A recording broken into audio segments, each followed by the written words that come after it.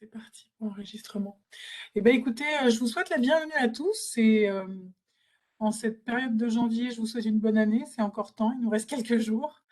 Je suis très contente, donc je suis Marie Casamayou, je travaille pour le SOA, donc l'orientation et l'insertion des étudiants à Lyon 1, et je suis très contente d'ouvrir cette nouvelle année avec ce premier instant pro. On fait des instants pro à peu près tous les mois, parfois même 2 fois par mois, sur des sujets avec des rencontres, des thématiques particulières.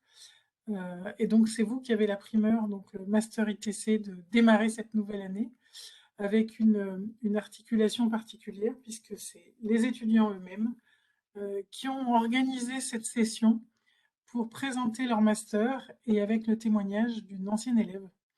Donc, je vous remercie à tous. En tout cas, merci pour votre travail. C'était très agréable de travailler avec vous, très efficace. Je vois le PowerPoint qui est déjà prêt, tout bien fait. Donc, merci, merci pour cette collaboration. Et puis, bienvenue à toutes les personnes qui nous écoutent. Et donc, je vous invite à suivre les activités du soir pour l'orientation, l'insertion. N'hésitez pas à nous rejoindre sur notre site. On a un site dédié, donc soit Lyon 1, et sinon, par l'intermédiaire du portail de Lyon 1, vous pouvez aussi nous rejoindre et suivre nos événements et les rendez-vous qu'on peut proposer pour accompagner les étudiants à la fois dans l'orientation ou réorientation si besoin et dans l'insertion professionnelle. Voilà.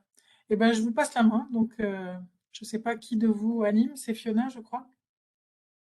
La Oui, suite. c'est moi qui anime et c'est Manon qui va commencer à présenter. Ok. On peut peut-être d'abord présenter les personnes. Le groupe, je pense que ce C'est serait ça. pas mal que vous présentiez votre groupe, oui, effectivement. Du coup, aujourd'hui, on va être 4 élèves du Master ITC à présenter le master et à répondre à vos questions. N'hésitez pas d'ailleurs, si vous avez des questions tout au long, d'écrire sur le chat si jamais il y a des questions qui vous viennent. On regardera vos questions. Et on a une ancienne élève qui est Emma et qui va témoigner sur son activité. Donc, nous sommes 4. On est Manon que vous voyez ou que vous ne voyez pas, je ne sais pas si vous la voyez. Amélie, il y a Humide qui va arriver et moi-même qui allons vous présenter un petit peu le Master ITC. Manon, je te laisse la parole. Oui, donc du coup, partons sur la présentation du Master ITC, donc du coup, qui est faite par la promotion 2021-2022.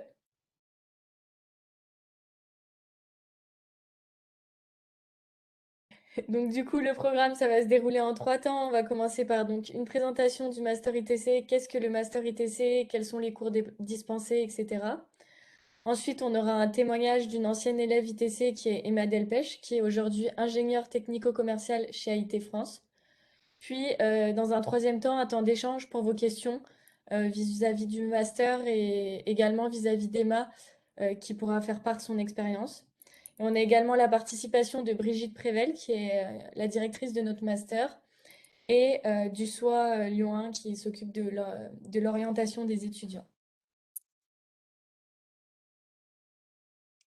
Donc du coup, le Master 2 ITC, l'objectif, c'est d'allier les compétences scientifiques avec une formation commerciale, mais pas uniquement, c'est commercial, marketing, communication, en une année d'alternance. Et c'est donc un master de deuxième année. Il faut au minimum avoir un master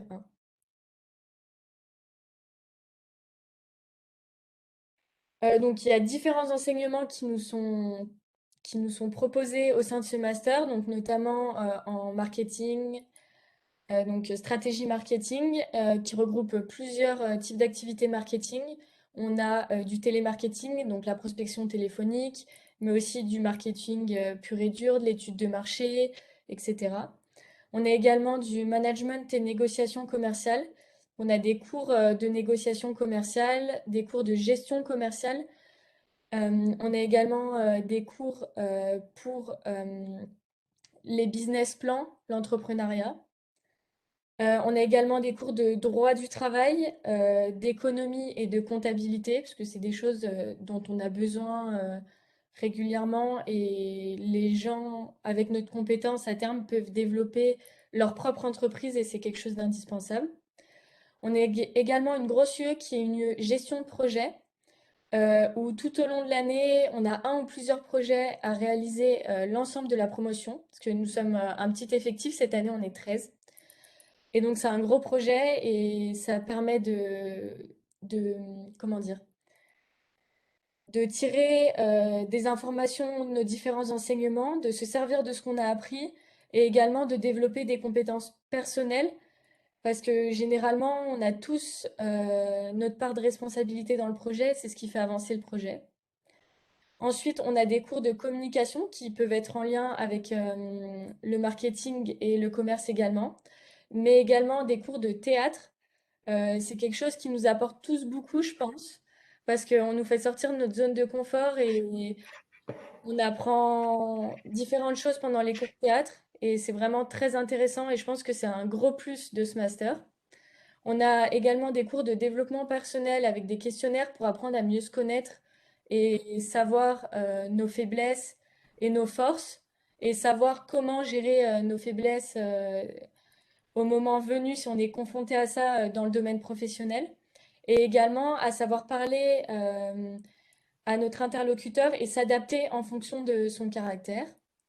On a également l'approche scientifique de la vente, c'est tout ce qui va toucher au commerce mais plus lié à la partie scientifique. Et bien sûr, de l'anglais des affaires, parce que c'est indispensable aujourd'hui de savoir parler anglais. Au final, euh, toutes, euh, toutes ces enseignements, ça nous apporte plein de choses, dont nous apprendre à mieux nous connaître. De plus, on a l'avantage que nos professeurs sont des professionnels. Donc du coup, on peut discuter avec qu'eux, ils ont une forte expérience professionnelle et ils témoignent eux-mêmes de leur parcours et je trouve que c'est un réel plus. Les cours sont très variés parce qu'on a des cours, des études de cas, des ateliers, des jeux, des projets, des mises en situation professionnelle en anglais et en français. Donc on fait réellement d'un jour à l'autre jamais la même chose. Même si certains cours se regroupent et on peut répéter les mêmes choses d'un cours à l'autre, c'est vraiment comment dire, on va pas rester des heures à écouter un prof, c'est vraiment dynamique et c'est ça qui est aussi qui va nous permettre de développer nos compétences professionnelles. Et également, pour obtenir ce master, il faut une certification de langue et donc un niveau B1 au TOEIC. Donc l'alternance, donc le master 2 ITC, ça se fait en une année d'alternance. Il y a un tutorat, c'est-à-dire qu'on est supervisé par un tuteur pédagogique et notre tuteur entreprise, et il y a régulièrement des réunions qui sont mises en place avec notre tuteur pédagogique et notre tuteur entreprise pour savoir comment on sent, comment on avance au sein de l'entreprise, et pour pouvoir avoir des pistes et des conseils également du tuteur pédagogique. C'est un apprentissage, on est directement au cœur de l'activité professionnelle, donc ça nous permet d'avoir une première expérience professionnelle et c'est un plus pour les opportunités professionnelles après le master. C'est également gratuite parce que c'est une formation gratuite pour les étudiants, puisque en tant qu'apprentissage, c'est entièrement pris en charge par l'entreprise d'accueil. Donc, pour une année d'alternance, on utilise un contrat qui est un contrat d'apprentissage ou de professionnalisation. Ça va dépendre des étudiants, mais cette année, nous sommes tous en contrat d'apprentissage. C'est des choses à voir avec la directrice Brigitte Prével au moment où les étudiants trouvent leur alternance. Et le dernier, donc, c'est notre rythme. C'est un rythme très avantageux par rapport à d'autres masters en alternance, commerciale ou non. Mais c'est qu'on est 5 semaines en entreprise et 2 semaines en cours, ce qui permet d'avoir une réelle coupure et de pouvoir vraiment se concentrer sur les cours quand on doit se concentrer sur les cours et sur la période d'entreprise quand on est en entreprise et donc de pouvoir développer des projets sur une plus grande période. Alors, les personnes qui peuvent accéder au master ITC, donc il y a de nombreuses mentions qui peuvent accéder au master ITC qui sont répertoriées ici, avec les niveaux d'entrée qui peuvent être soit après l'obtention d'un M1 ou après l'obtention d'un M2, donc c'est-à-dire faire un deuxième M2, dont je ne vais pas tous les citer, mais les principaux, ce sont chimie, tout ce qui est lié à la chimie, l'informatique, la physique, il y a également des maths Et puis tout ce qui tourne autour de la biologie avec la physiologie, l'ingénierie de la santé, la cancérologie, la neuroscience, etc. C'est quelque chose c'est un diagramme qu'on pourra vous faire parvenir parce que plus tard, on va vous demander de répondre à un questionnaire si vous êtes intéressé par le master pour avoir vos coordonnées afin de vous faire parvenir ces informations. Après, il faut savoir aussi que c'est pas ultra fermé. Si vous pensez que votre parcours correspond, peut-être se renseigner auprès de Brigitte Prével. Directement, oui. Et je rappelle, n'hésitez pas si vous avez des questions à les poser dans le chat au fur et à mesure. On note vos questions et on reviendra dessus plus tard lors du troisième temps.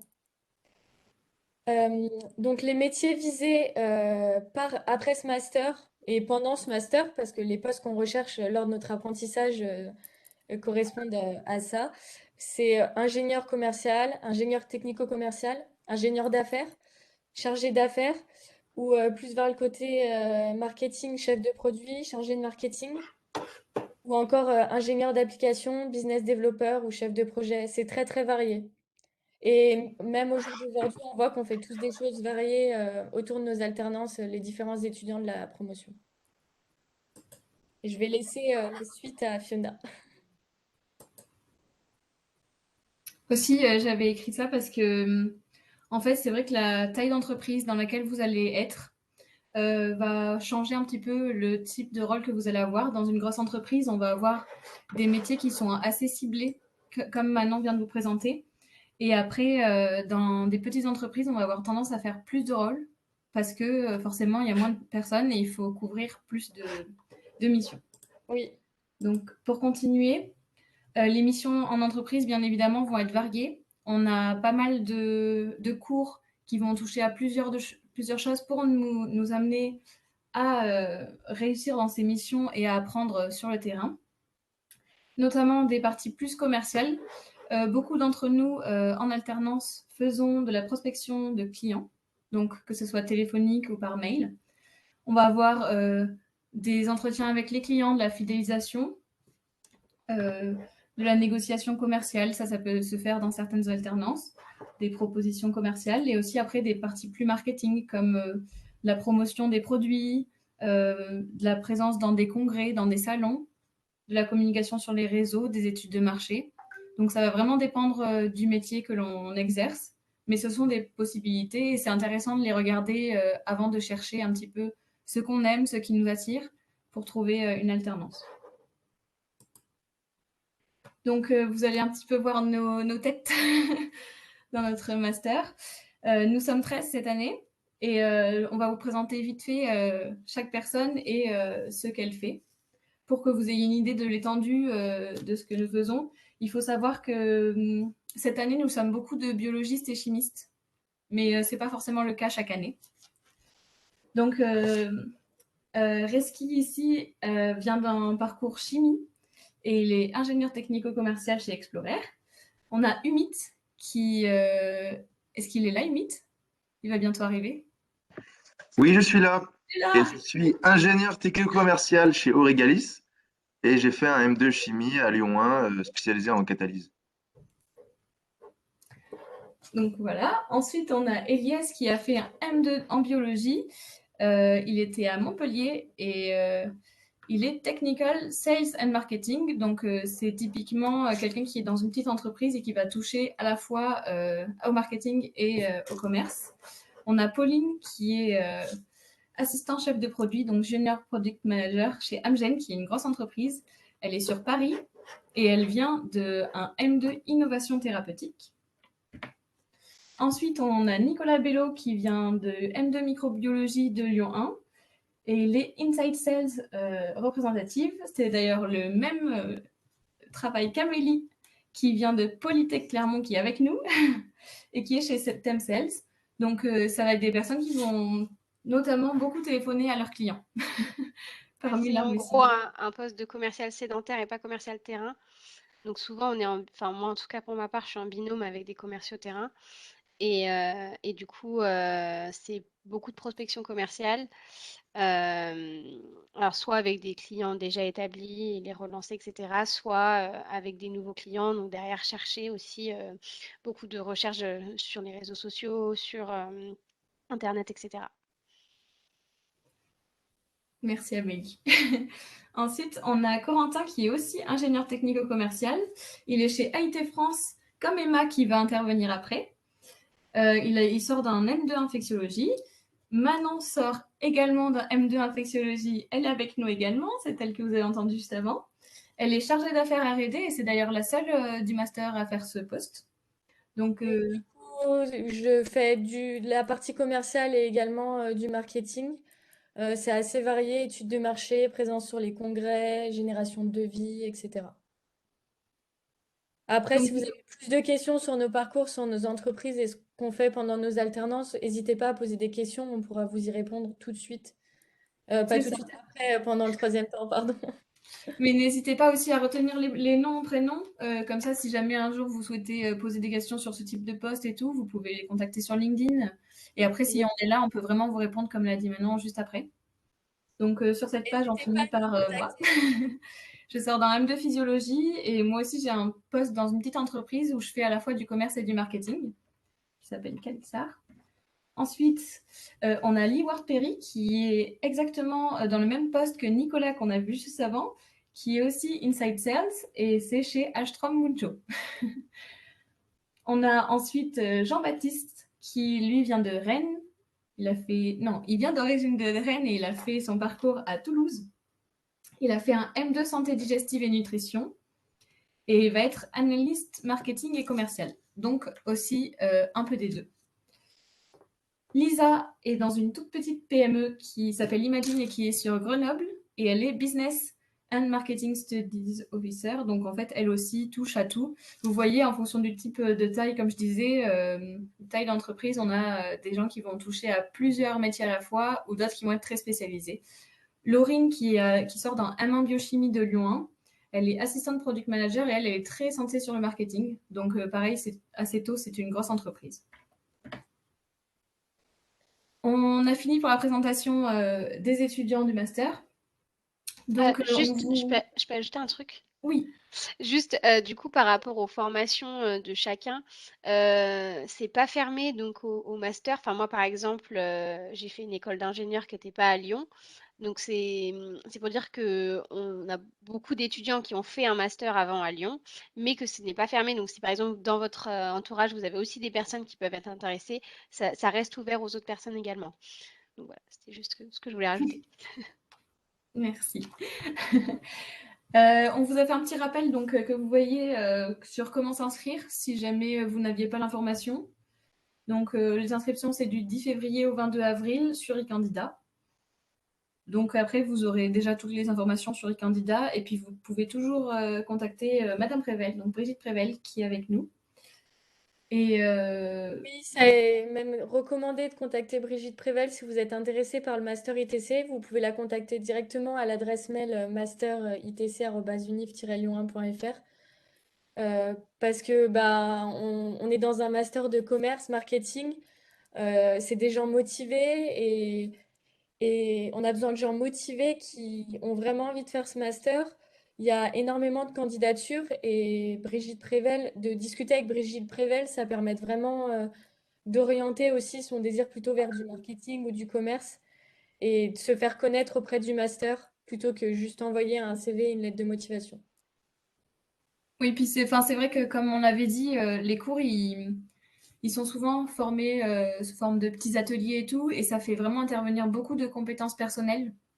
Donc ça va être vraiment votre personnalité qui va compter, et c'est aussi ça qu'on va regarder, quoi. Exactement.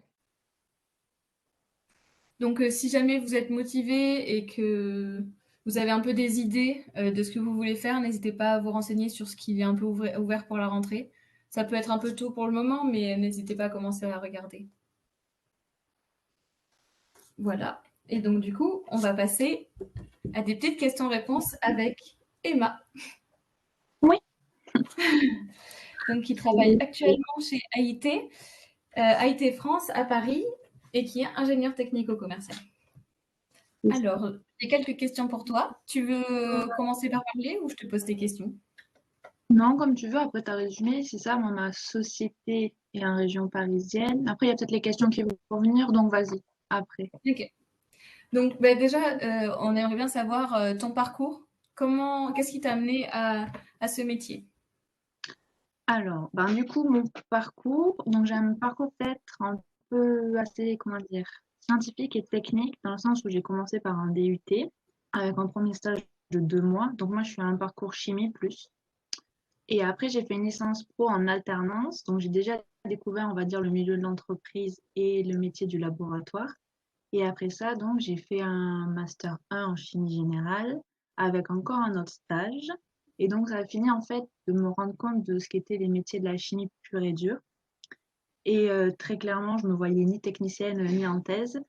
Et il y avait un côté relationnel qui me manquait beaucoup parce que bon, j'aime beaucoup parler et même j'aime beaucoup voir du monde, avoir du lien. Et donc, à part parler à mes molécules et à mes collègues, je parlais pas à grand monde. Donc, du coup, j'ai essayé de trouver une alternative et d'où le master ITC en fait, parce que ça me permettait vraiment de rester en chimie et à la fois d'avoir un côté beaucoup plus humain que j'avais pas en chimie pure et dure. Donc, voilà. Ok.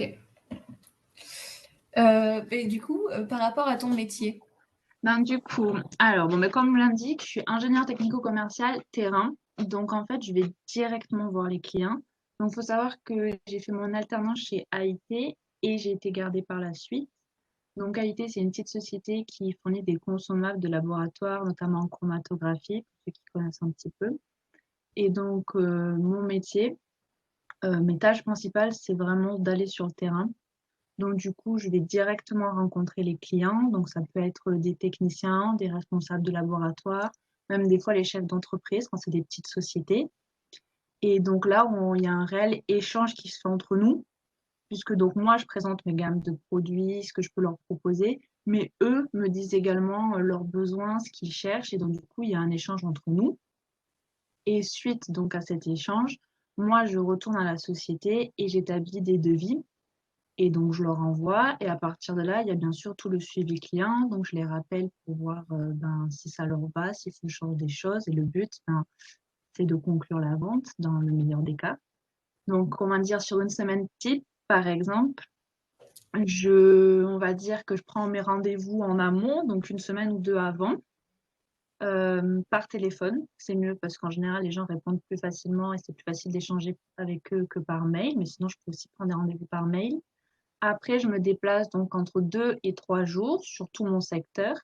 Donc moi, au niveau du secteur, j'ai l'ensemble du secteur ouest. Donc j'ai toute la Bretagne jusqu'à Tarbes dans les Pyrénées. Et donc du coup, après, pendant 2, 3 jours, je me déplace, je vais voir mes clients. Je prévois environ entre une demi-heure et 1 heure de rendez-vous. Et donc voilà, je vois les nouveaux clients, donc des prospects par exemple, mais également mes anciens clients. Ça permet de les fidéliser et de voir s'il y a des nouveaux besoins. Et d'où l'aspect, d'ailleurs, je voulais mettre en valeur le côté technique qui est quand même assez important, dans le sens où j'ai affaire quand même à des professionnels qui s'y connaissent. Et donc, il y a plutôt intérêt que même moi, je comprenne ce qu'ils me disent, même si je ne suis pas censée être professionnelle de leur métier. C'est toujours important de comprendre ce qu'ils disent. Et même moi, de comprendre comment ils travaillent, parce que moi, ça me permet de leur apporter quelque chose aussi. Et donc voilà. En gros, c'est mes tâches principales. Après, comme disait tout à l'heure, je crois que c'était Fiona, justement. Moi, je suis en TPE, donc c'est une petite société, donc j'ai aussi d'autres tâches. Et c'est important à savoir parce que, donc par exemple, c'est moi qui gère un petit peu le marketing aussi de la société. Je m'occupe des réseaux tels que LinkedIn, je fais des emailing. Je suis pas, voilà, principalement, je suis sur le terrain, mais ça m'arrive de faire des tâches annexes. Donc moi, j'aime beaucoup, mais c'est vrai que ceux qui veulent vraiment faire que du commercial, les PME, TPE, c'est pas l'idéal. Et voilà. ok, merci. Ensuite, est-ce que ce métier, tu l'as envisagé enfin, tu l'as envisagé avant, ou est-ce que c'est vraiment ce master qui t'a permis de le découvrir et de découvrir ses possibilités? C'est vraiment le master. Au départ, j'avais postulé pour du marketing, même justement. Enfin, je me voyais plus dans la partie marketing. Et au final, pas du tout. Je suis très contente de faire du commercial et d'avoir du relationnel. J'avais en plus, pour être honnête, un peu le cliché au début du commercial, qui est un peu un vendeur de tapis et qui est prêt à vendre père et mère pour réussir sa vente. Et en fait, pas du tout. Il y a vraiment le côté technique et commercial. On est vraiment là pour conseiller le client, avoir confiance, enfin avoir une confiance mutuelle. Parce que on peut faire une vente, par exemple, plus ou moins un montant, mais le client, il reviendra jamais et ça sert à rien. Enfin, il y a vraiment un relationnel qui se crée et on est vraiment, voilà, technique. On présente le produit techniquement et après, on amène à la vente si c'est nécessaire. Ok. Voilà. Mais c'est vrai qu'on a beaucoup de retours d'entreprises qui ont besoin de profils scientifiques et Mm. commerciaux parce que vraiment, des fois, les sujets sont trop techniques et c'est compliqué de mettre quelqu'un qui s'y connaît pas, quoi. Non, non, c'est nécessaire même. Enfin, c'est obligatoire. Ok. Qu'est-ce qui te plaît le plus aujourd'hui dans ton métier? C'est le relationnel, comme tu disais, Ouais, très clairement, le relationnel et le fait de me déplacer aussi. Je pense que je serais commercial sédentaire, ça me plairait moins. Le fait d'aller directement voir les clients, même de voyager en quelque sorte. Je découvre des nouvelles régions, je me déplace en voiture. Et oui, le côté vraiment relationnel, que ce soit par mail, par téléphone ou directement en lien. Ok. Est-ce que tu as eu des responsabilités assez vite dans ton alternance ou pas? Oui, quand même.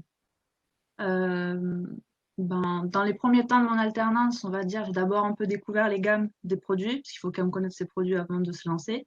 Mais par contre, après, dès fin décembre, début janvier, j'ai organisé mes tournées toute seule. Je suis allée voir mes clients toute seule de suite, hein.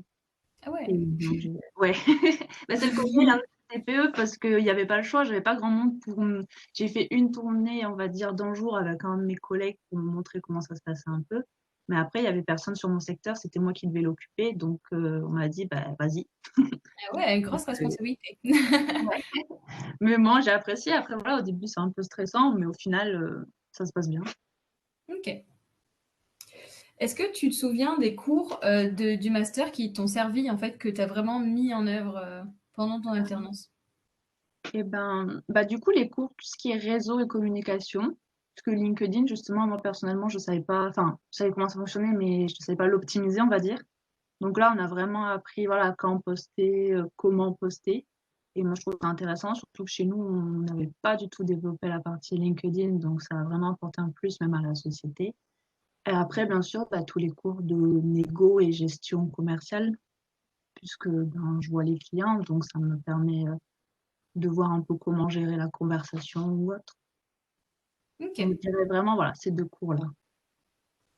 C'est vrai qu'après, je pense en fonction de chaque expérience professionnelle, on va tous avoir des réponses un peu différentes à cette question, comme on fait des métiers assez différents quand même, les uns des autres. C'est sûr. Mais toi, t'es utile, parce que même s'il y a des choses que j'utilise pas maintenant, enfin, ça me sera utile peut-être plus tard, hein. C'est ça. Puis on imagine bien que les autres personnes de notre entreprise, on sait un petit peu ce qu'elles font au moins. Par exemple en Oui. marketing, en commerce. Et enfin, dernière petite question, où te vois-tu dans 5 ans? On a mis cette Ouais, question. je sais pas trop, mais je sais pas, dans 5 ans. J'aimerais bien sûr une expérience à l'étranger, ça c'est sûr. Alors, est-ce que ce sera dans 5 ans? Je sais pas, mais voilà. Notamment pour voir ailleurs comment ça se passe et aussi pour améliorer mon anglais, parce que très clairement, c'est très utile. Parce que même si je travaille pour l'instant que avec la France, je le vois bien que l'anglais, c'est vraiment nécessaire, même pour pouvoir évoluer après, en fait. Si je veux pouvoir faire des postes plus importants, par exemple, ou même travailler dans des sociétés plus internationales, il va falloir parler anglais. Du coup, ouais, une expérience à l'étranger, et même pour le côté découvrir un nouveau pays. Ok. Est-ce que tu as un petit mot à faire passer au potentiel futur Master ITC? Je sais pas, soyez motivés. Et non, choisissez, comment dire, si vous avez envie de le faire, allez-y, lancez-vous. Et puis choisissez surtout une société qui vous plaît. Je pense que c'est vraiment important, que ce soit au niveau de l'ambiance, du type d'entreprise. Et voilà, allez-y. Eh bien, merci beaucoup, Emma. De rien. Et si vous avez des questions aussi, les autres, n'hésitez pas, hein. Enfin, même comme elle disait, vous pouvez me contacter sur LinkedIn ou autre, il n'y a pas de souci. Voilà. Hop, on va d'ailleurs passer dans la partie questions. J'ai parlé et j'ai pas fait passer le diapo. Voilà, donc maintenant c'est votre tour à ceux qui nous écoutent. Si vous avez des questions, ça peut être très général, ça peut être orienté vers un d'entre nous. Du coup, Fiona, je peux prendre la main si tu veux. Oui. Il y a eu une première question tout à l'heure de Grégoire Paysson, je ne sais pas si je prononce très bien. Concernant les cours, quelle est la proportion entre les matières scientifiques et les matières orientées commerce? Du coup, bah, pour y répondre, alors en fait, on n'a pas de cours purement scientifiques à proprement parler. Donc, si tu penses à des cours, par exemple, de chimie pure ou de biologie, j'en sais rien, on n'a pas des cours comme ça. En fait, tous nos cours sont axés commerce, marketing, mais appliqués en fait au domaine scientifique. Donc, en fait, on va avoir pas mal d'études de cas. Par exemple, pour la négociation commerciale, on va mettre en scène en fait des instants de négociation commerciale avec des clients, mais du coup, on va parler scientifique. Donc, on va imaginer des conversations scientifiques entre les personnes et essayer d'engager de la négociation commerciale derrière. En fait, tous nos cours vont être vraiment axés sur du commerce marketing, mais appliqués enfin, surtout pour les parties, on va dire, par exemple, négociation commerciale ou approche scientifique de la vente, tout ça, ça va être vraiment, on applique avec des études de cas. Après, les cours de marketing, par exemple, ça va vraiment être plutôt bah, des cours de marketing classiques où vraiment on découvre un peu les outils, savoir comment ça fonctionne le marketing aussi. Donc voilà. Donc on n'a pas vraiment de. Si tu pensais aux cours vraiment en matière scientifique d'un côté et matière commerciale de l'autre, c'est pas ça. Parce que je sais qu'il y a d'autres masters qui le font où ils ont encore des cours scientifiques, mais nous, notre master, c'est pas le cas en tout cas. Et on accentue vraiment ce côté commercial vu qu'on a déjà quand même un bon background scientifique derrière. Voilà. Si je peux me permettre, Amélie, pour peut-être que la réponse soit précise, corrigez-moi si je me trompe, en fait, votre background scientifique, il est issu de votre master 1. En master 2, vous vous spécialisez dans tout ce qui va être commercial, marketing, négociation, et c'est ensuite dans l'entreprise dans laquelle vous avez évolué que vous allez rejoindre un petit peu les deux parties Ouais, scientifiques et en fait, marketing. ouais, c'est ça. Après, en fait, on est plusieurs. Enfin, moi, par exemple, j'ai un niveau ingénieur, donc j'ai déjà un bac plus 5 où j'ai fait, enfin, du coup, j'ai pas pareil que Emma, Scientifique. en fait, j'ai fait un DUT et après une école d'ingénieur. Donc, je suis déjà, en fait, niveau master 2, moi. Mais du coup, j'ai refait D'accord. une année supplémentaire en master 2. Il y en Ok. a qui ont fait qu'un master 1 et qui font le master 2 en ITC. Mais on peut être déjà au niveau master 2, donc avoir une spécialisation précise et choisir de faire en plus une formation commerciale. Et après, C'est ça. forcément, oui, ça se retrouve dans l'entreprise parce que dans D'accord. l'entreprise, il faut trouver une entreprise qui correspond au domaine dans lesquels on a eu notre formation scientifique enfin, en amont, quoi. Exactement. Mais en tout cas, pour le master ITC à Lyon 1, c'est décorrélé des sciences. Le background scientifique, vous l'avez soit par un master 1, soit par un master 2, mais qui a été fait avant. C'est ça.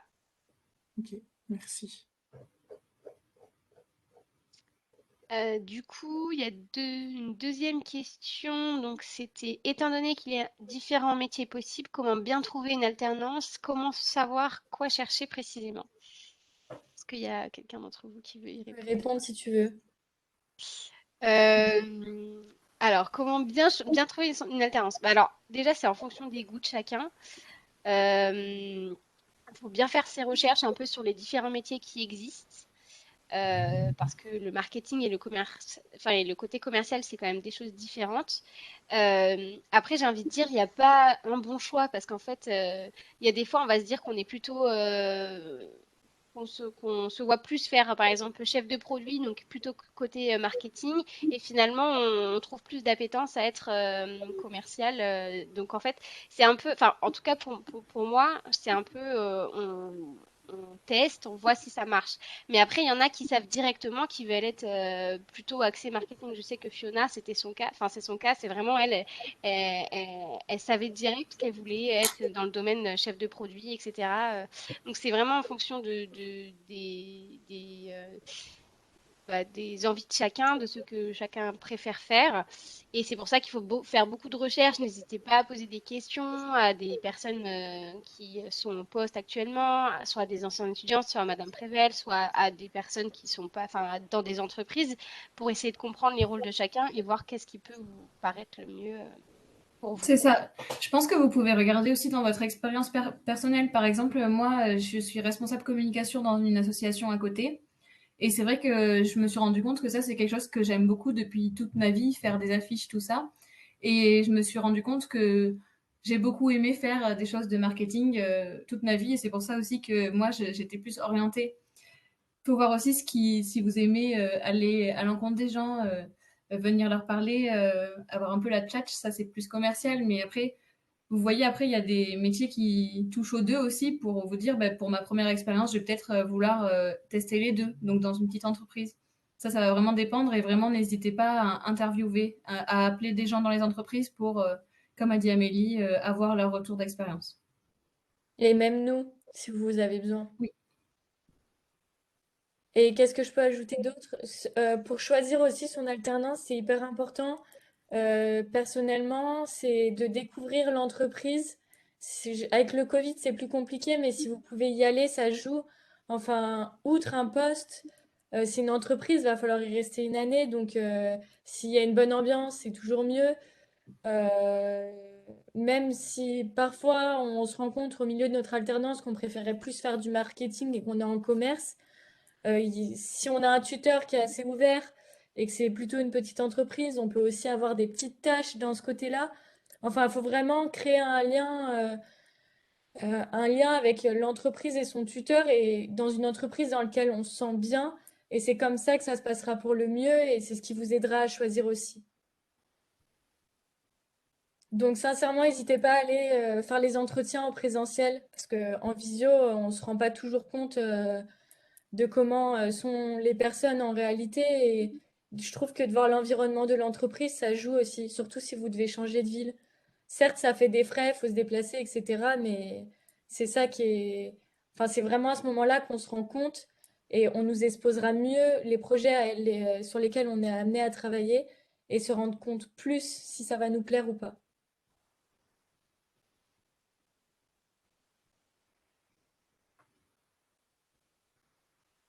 Alors, je reprends la main du coup. Question suivante. Comment se passe l'insertion professionnelle, l'après-alternance? Du coup, bah, ça, j'ai envie de dire, il y a une très bonne insertion professionnelle après le master. Déjà, il y a plusieurs personnes qui, après le master, continuent dans l'entreprise, telles que Emma, par exemple. Je sais plus, dans ta formation, Emma, il y a combien de personnes qui avaient continué, tu te souviens ou pas, derrière? Au moins 3, 4. Nous, on était 10 l'année dernière. Et sur les 10, on est 4 à avoir continué dans la même entreprise. Ok. Et Donc voilà, il y a une quand même même. qui avait été prise et qui n'a pas, elle, voulu parce qu'elle voulait autre chose. Donc en soi, on aurait pu être 5. Ok, donc oui, il y a quand même une bonne proportion d'étudiants qui qui continuent dans la même entreprise. Et derrière, il n'y a pas d'énormes difficultés à trouver un emploi. Enfin, il me semble pas qu'il y ait d'énormes. Peut-être que Brigitte peut en le dire. Et, On vous entend pas très bien, Brigitte. vous ne m'entendez pas. Alors, on vous entend, mais c'est faible. C'est ma, c'est ma voix qui est un peu éraillée. Est-ce que c'est mieux ou est-ce qu'il faut que je Ouais, m'approche c'est le bon. micro? C'est mieux. Ça va. Je vais parler plus fort. En termes de chiffres, sur la formation existe depuis 5 ans. Globalement, la moyenne, c'est à peu près à la sortie du diplôme, 75% des étudiants qui sont en poste, soit effectivement dans leur entreprise d'accueil. La proportion citée par Aïma, je pense que c'est une des plus faibles. Les autres années, ça peut être plus. Et en moyenne, 25% qui sont en recherche d'emploi ou qui partent sur une autre formation. Mais globalement, à 3 mois après le diplôme, majoritairement, les étudiants sont tous en poste ou en formation complémentaire.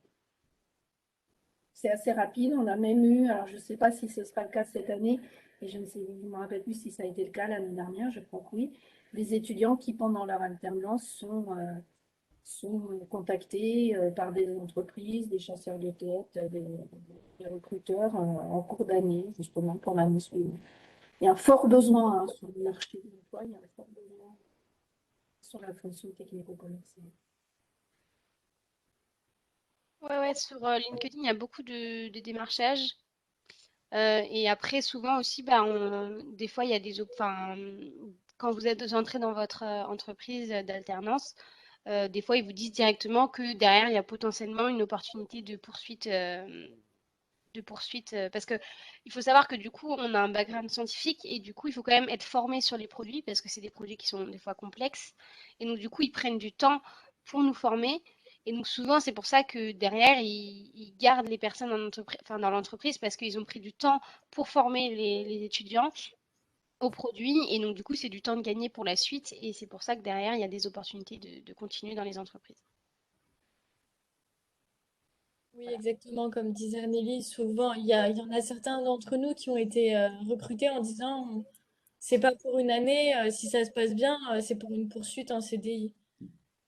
Parce que ça prend du temps de nous former enfin, c'est une opportunité derrière de découvrir un étudiant pendant un an et de savoir si ça lui plaît et s'il va bien s'intégrer au sein de l'entreprise.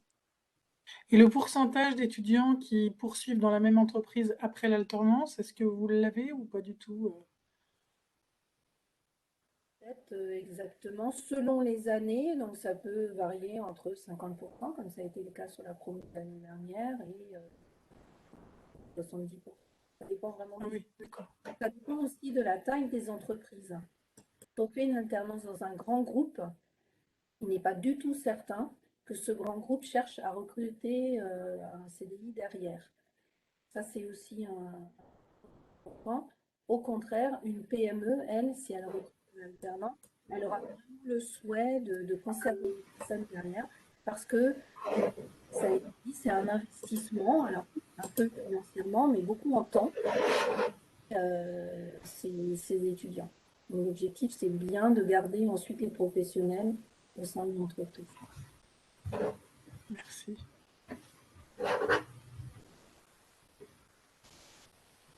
Alors, du Il y a une coup, question pour Emma, il me semble, si elle est ouais, toujours vas-y. là. Je te l'ai envoyé dans le chat, sinon je te l'ai dit. C'est Non, est-ce je que l'ai vu. vous êtes... Tu l'as? Ouais, c'est bon, je l'ai, merci. Pour au niveau des clients. Alors oui, non, en fait, moi, je démarche pas de clients directement à l'étranger, mais je disais que par exemple, l'anglais était nécessaire sur plusieurs points. Premièrement, déjà, j'ai des fournisseurs qui sont étrangers, donc du coup, quand j'ai besoin de parler avec mes fournisseurs, bah, tout se fait en anglais.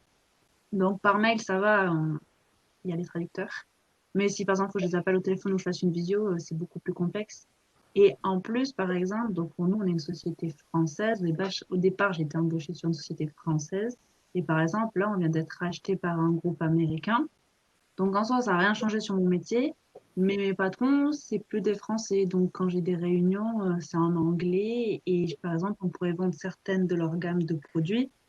Et donc là, pareil, toute la fiche technique, tout est en anglais. Donc au final, j'étais partie sur un truc très français et je suis plus 100% française non plus.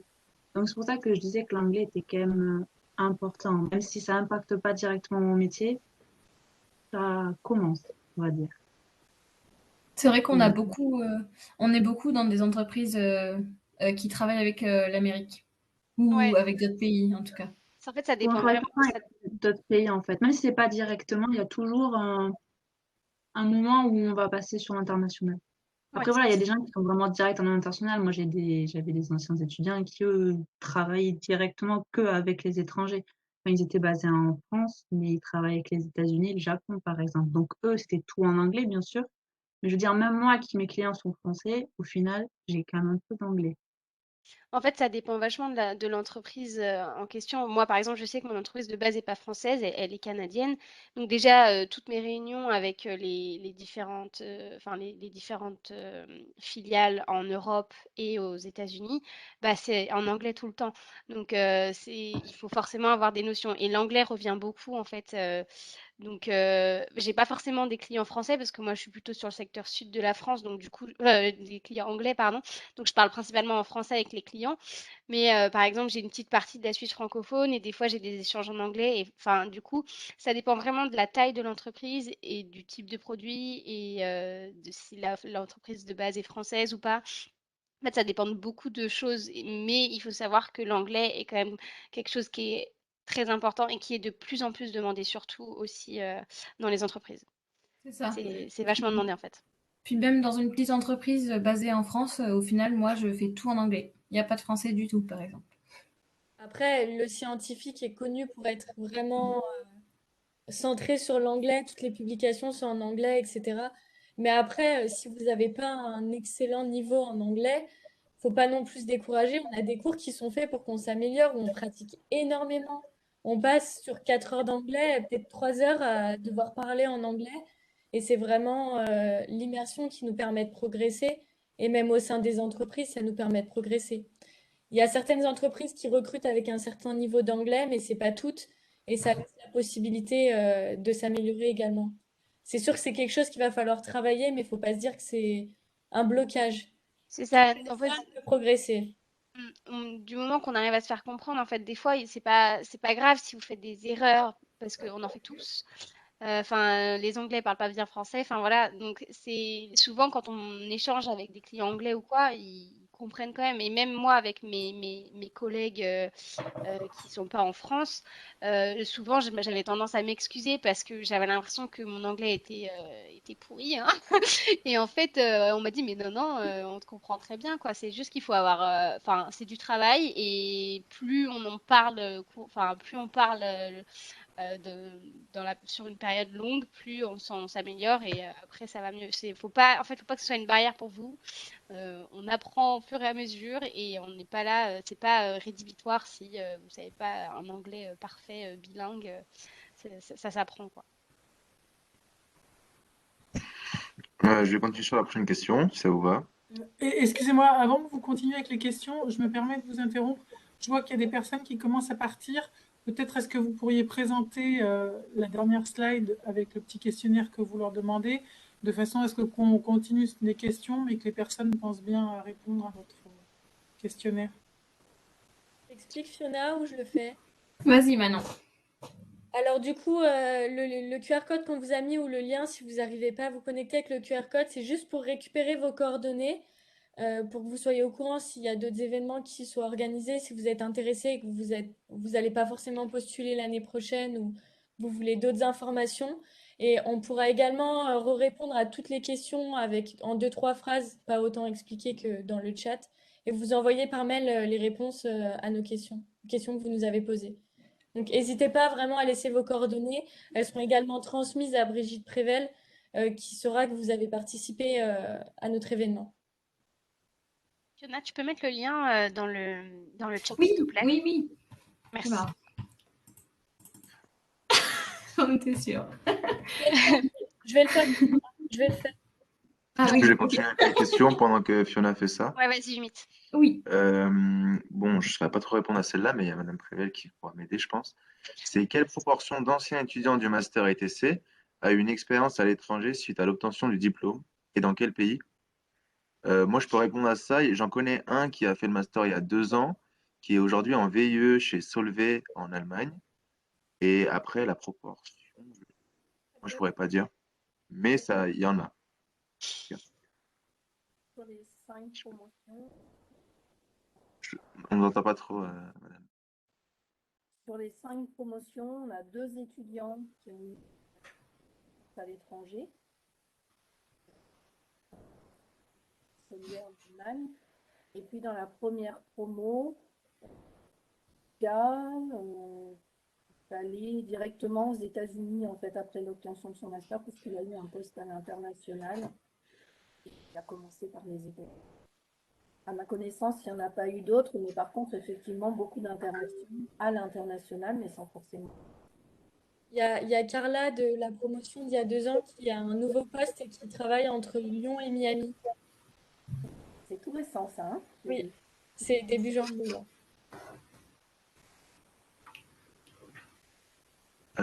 J'espère que ça a répondu à votre question.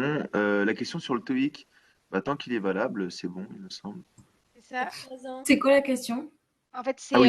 pour ceux qui ont passé le TOEIC, lorsqu'ils ont fait un master, est-il nécessaire de le repasser? En fait, il faut avoir le TOEIC pour le master ITC. Mais si vous l'avez passé en amont et qu'il est encore dans la date de validité, C'est ça- 3 ans, il me semble. La date de validité, il me semble que c'est 3 ans. Donc, si ça fait moins de 3 ans que vous avez passé votre TOEIC, il reste valable pour l'année du Master ITC. ça. Alors, Ensuite, excusez-moi, normalement c'est 2 ans, mais oui. C'est 2 ans, mais à vérifier, hein, parce que certains, j'entends les deux versions, 2 ou 3 ans, donc à vérifier. Mais récemment, j'ai entendu même 2 ans, ouais, de validité, sachant que les C'est plus entreprises sont sur quand même 2 ans. assez souples. Mm. Oui, moi, on m'avait dit 2 ans pour moi. Ouais, c'est Normalement, ça. c'est maximum, mais je Oui, crois c'est que le ça. délai a été rallongé dans la situation actuelle. D'accord. Ah, ok. Parce que ouais, je posais la question justement au service du CEL, le service des langues, et il m'a parlé là cette année, et ils m'ont répondu 2 ans. Mais bon, après, je pense que les entreprises sont assez souples, sachant que si la personne a déjà passé, il y a quand même une certaine souplesse. Ouais, mais c'est pas pour le taux, enfin c'est pas pour les entreprises en fait, c'est pour valider le master et c'est comme en fait tous les, enfin moi pour l'école d'ingénieur ou les masters 2, il faut avoir son TOEIC en fait. Pour avoir Ah, le d'accord. diplôme, il faut passer le TOEIC. Enfin, en tout cas, Alors d'accord, ok. Alors si c'est côté master, alors j'ai eu l'information du CEL il y a un mois, c'est 2 ans. voilà, bah, du coup c'est 2 ans. Mm. Euh, du coup, question suivante. Quand vous parlez de choisir son alternance, a-t-on vraiment un large panel d'alternances qui se proposent à nous? Alors, alors ça dépend des recherches que l'on fait de son côté. Ça peut prendre du temps. Des fois, on a des opportunités qui s'ouvrent alors que on s'y attendait pas.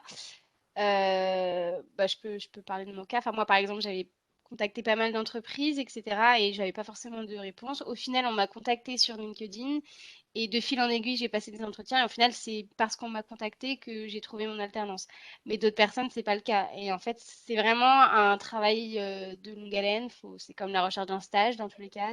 Faut prendre du temps pour rechercher des entreprises, pour passer des entretiens, etc. C'est pas, ça n'arrivera pas comme ça pas en cadeau. Faut pas croire. C'est du travail, mais c'est ça aussi qui montre sa motivation pour rentrer dans le master.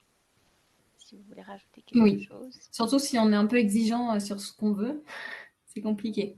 Mais faut s'accrocher.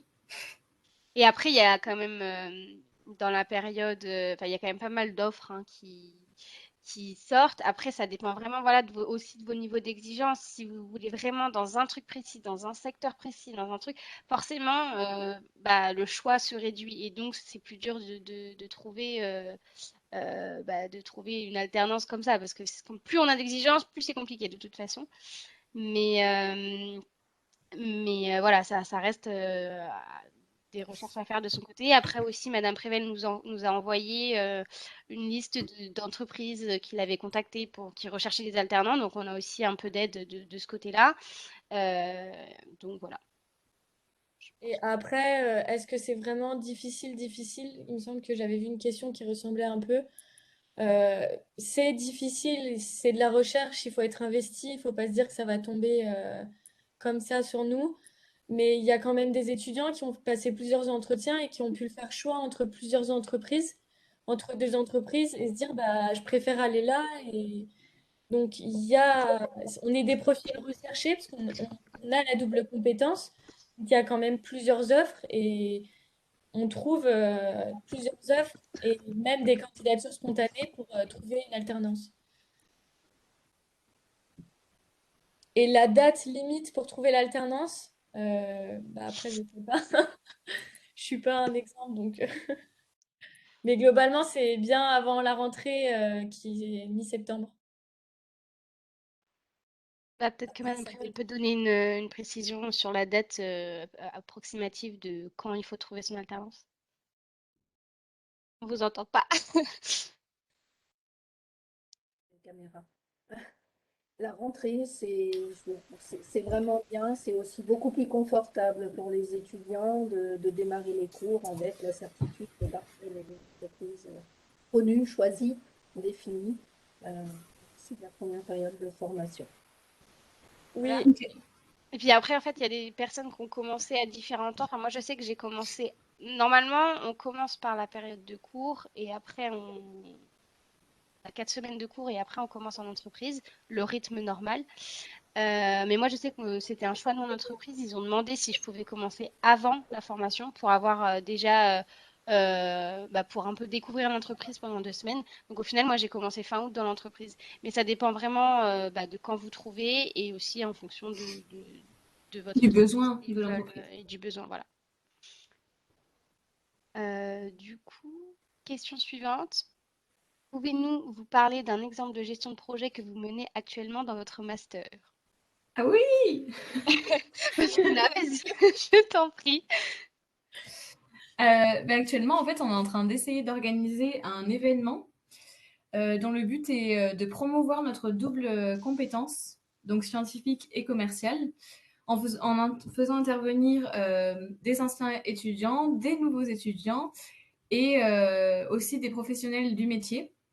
Donc, on essaye d'organiser un événement comme ça.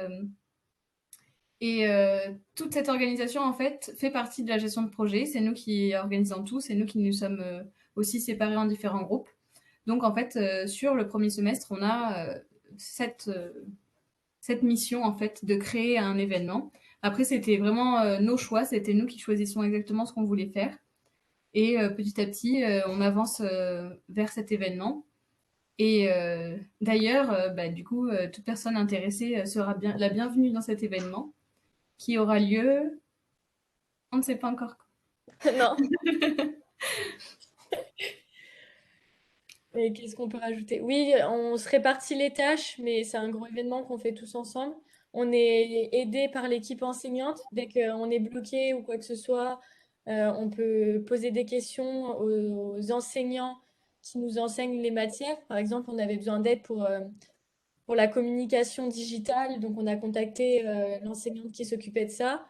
Quand on a eu besoin d'aide de Brigitte Prével pour tout ce qui était financement, etc., elle était la première à vouloir nous aider. C'est juste qu'on fait le choix de comment on veut orienter notre projet et on a le soutien de tous les enseignants.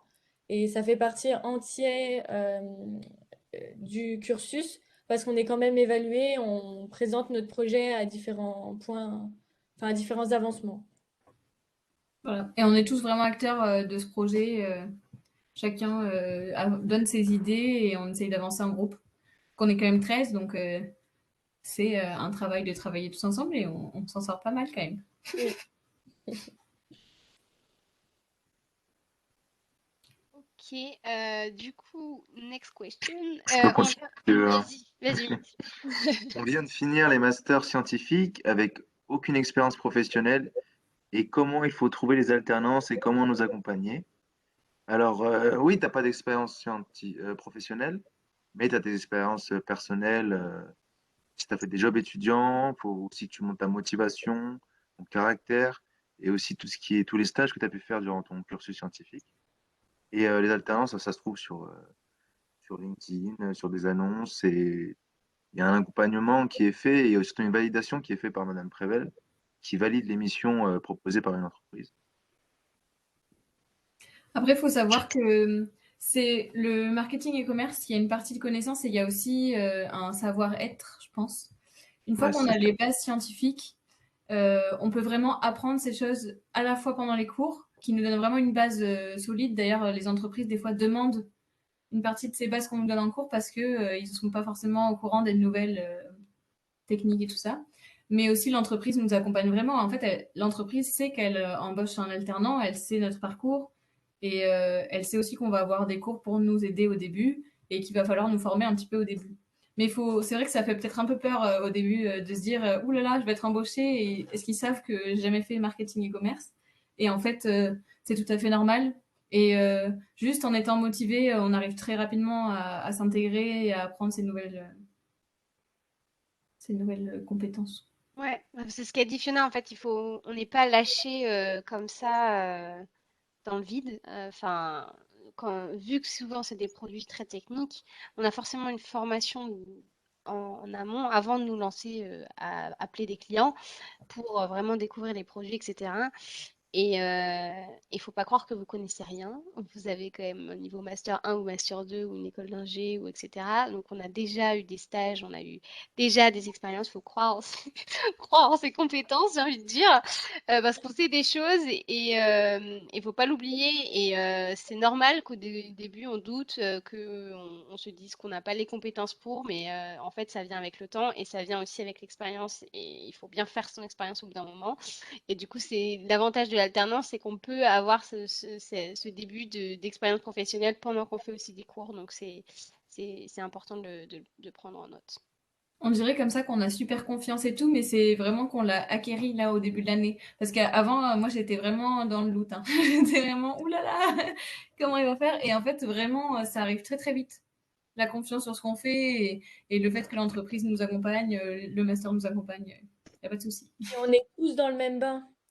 On arrive tous là en se disant on a que Oui, des compétences scientifiques, on n'a souvent pas d'expérience commerciale. Et au final, eh ben, on est tous soudés les uns les autres. On le voit cette année, on est une promotion hyper soudée et on s'entend tous super bien. Et c'est quelque chose qui nous aide parce qu'on est toujours là pour les uns et pour les autres. Et ça nous aide également à avancer. Ouais, c'est ça. ouais, Et c'est vrai que. Vas-y, Fiona. Vas-y, Amélie. Non, non, je t'en prie, vas-y. Ben, c'est vrai qu'on n'en a pas parlé, mais cette année, nous, on est méga soudés et c'est hyper agréable. Donc, sachez que ça resserre les liens. Je pense que ça a été toujours un peu le cas. Ouais. Et en tout cas, de notre expérience, nous, c'est une super année. C'est ça. Et en fait, en tout cas, il y a un truc qui est important dans le master, enfin, que nous, on considère comme important, c'est à chaque reprise de cours, on a une partie retour d'expérience où du coup, on raconte un peu ce qui se passe dans notre entreprise. Et ça nous permet vraiment d'écouter les autres et s'il y en a qui sont en doute, justement, d'être là pour les aider. Et l'avantage, c'est qu'on est une petite promo. Donc, c'est aussi un inconvénient parce que du coup, il n'y a pas beaucoup de places. Donc, les places sont chères, j'ai envie de dire. Mais c'est un avantage du fait que on est tous très motivés et on est une petite promo, donc on est très soudés et on n'hésite pas à s'entraider. Donc, si on voit que quelqu'un a des doutes sur quelque chose, on n'hésite pas à être là, à essayer de comprendre pourquoi il y a un problème et on est toujours là à s'entraider pour que si ça va pas, on trouve une solution. C'est vraiment, je pense que c'est vraiment important de le signaler. C'est une famille. Voilà, Famille TC. la famille, TC. Ça devient bisounours. Alors, du coup, je vais continuer. Question suivante. D'accord, donc le socle scientifique est fait en M1, c'est ça. M1 ou M2 en fonction des personnes. Voilà, c'est ça. Mais en tout cas, ouais, toute la partie scientifique est faite en amont du master. Et il y a une question qui un peu s'entrecoupe. Savez-vous pourquoi la plupart des étudiants viennent après un M2 quand le fait d'entrer dès le M1 est possible?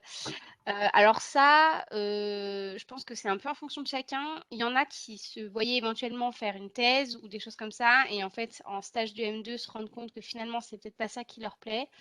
Moi, je sais que j'ai fait mon école d'ingé et je me suis dit au final, après mes expériences de stage, etc., je me suis dit finalement la recherche, c'est pas pour moi, il me faut quelque chose de plus dynamique, un peu comme Schema avait dit. Donc ça dépend vraiment des personnes. Si dès le M1, vous savez que vous avez envie d'être commercial, foncez. Mais ça dépend vraiment des personnes. Après, du coup, le M2 est aussi plus spécialisé. Donc, il y en a aussi qui veulent ce degré de spécialisation.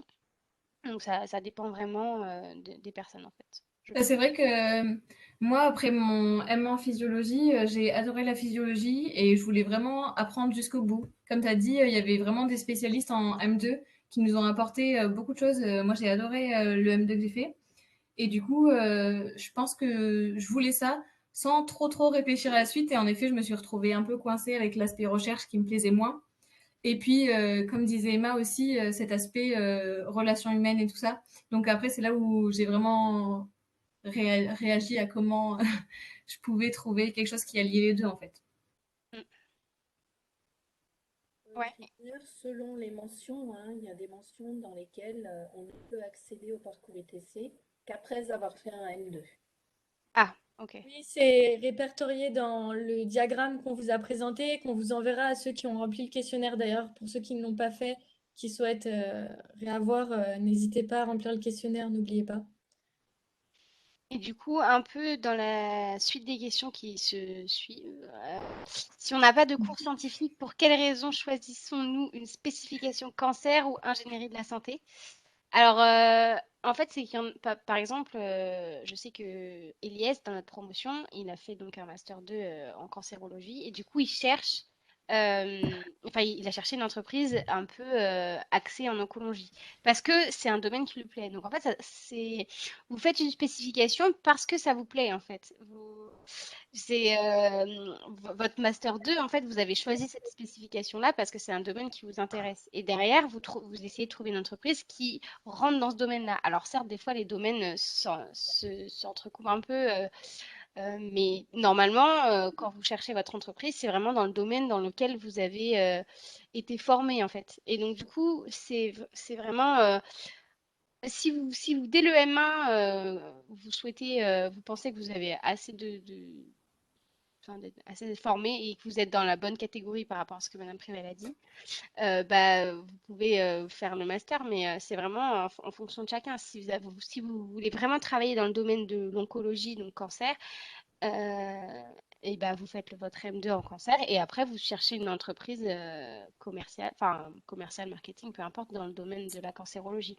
C'est en fonction. En fait, il faut vraiment prendre le fait que vous êtes commercial, mais dans un domaine qui vous intéresse. Vous n'êtes pas commercial pour vendre des tapis. Enfin, voilà, c'est vraiment Oui, dans oui. un truc qui vous plaît et c'est ce qui est recherché par les entreprises, en fait, parce que vous avez votre connaissance technique précise. Enfin, quelqu'un qui a pas fait d'études en cancer, enfin, ça va être, enfin, pour rentrer dans Sanofi, par exemple, ça va être quasi impossible, quoi, parce que on n'a pas les connaissances. Enfin, on peut discuter avec quelqu'un en face si on n'a aucune connaissance scientifique derrière. Mais je pense aussi qu'il faut voir le master ITC comme juste un ajout de compétences. Ouais, voilà. Vous restez quand même le scientifique que vous êtes avec tout ce que vous avez appris. Et c'est juste un ajout de compétences marketing et commerce. Et donc oui, comme on disait tout à l'heure, il n'y a pas forcément de cours de sciences puisque vous avez déjà tous les cours qui sont nécessaires à après travailler dans une entreprise technique. Et aussi également, ce qui est écrit sur le diaporama, c'est les formations dont on sortait. Quand c'était écrit M2 cancérologie, c'est que la personne, avant d'intégrer le master ITC, elle fait un M2 cancérologie. Ah oui. Après, globalement, si vous avez fait de la cancérologie, mais que vous voulez partir dans la biologie moléculaire, par exemple, ça se recoupe quand même. Enfin, c'est des choses très similaires. Et vous n'êtes pas bloqué parce que vous avez Ouais. fait un M2 spécialité cancérologie. Vous avez une licence. Pareil pour d'autres filières, on parle de biologie parce qu'on est biologiste, mais ça s'applique à tout. Mais vous avez une licence, un tronc commun de base et la spécialité, ça vient vraiment au master. Donc vous pouvez aller quand même dans de nombreuses entreprises. Le tout, c'est que ça vous intéresse et que vous n'allez pas quelque part par dépit. Ouais, c'est C'est ça, c'est vraiment le important. plus important parce que c'est quand même une année intense et il faut vraiment que vous alliez à un endroit où vous avez envie d'être et faire des choses qui vous plaisent.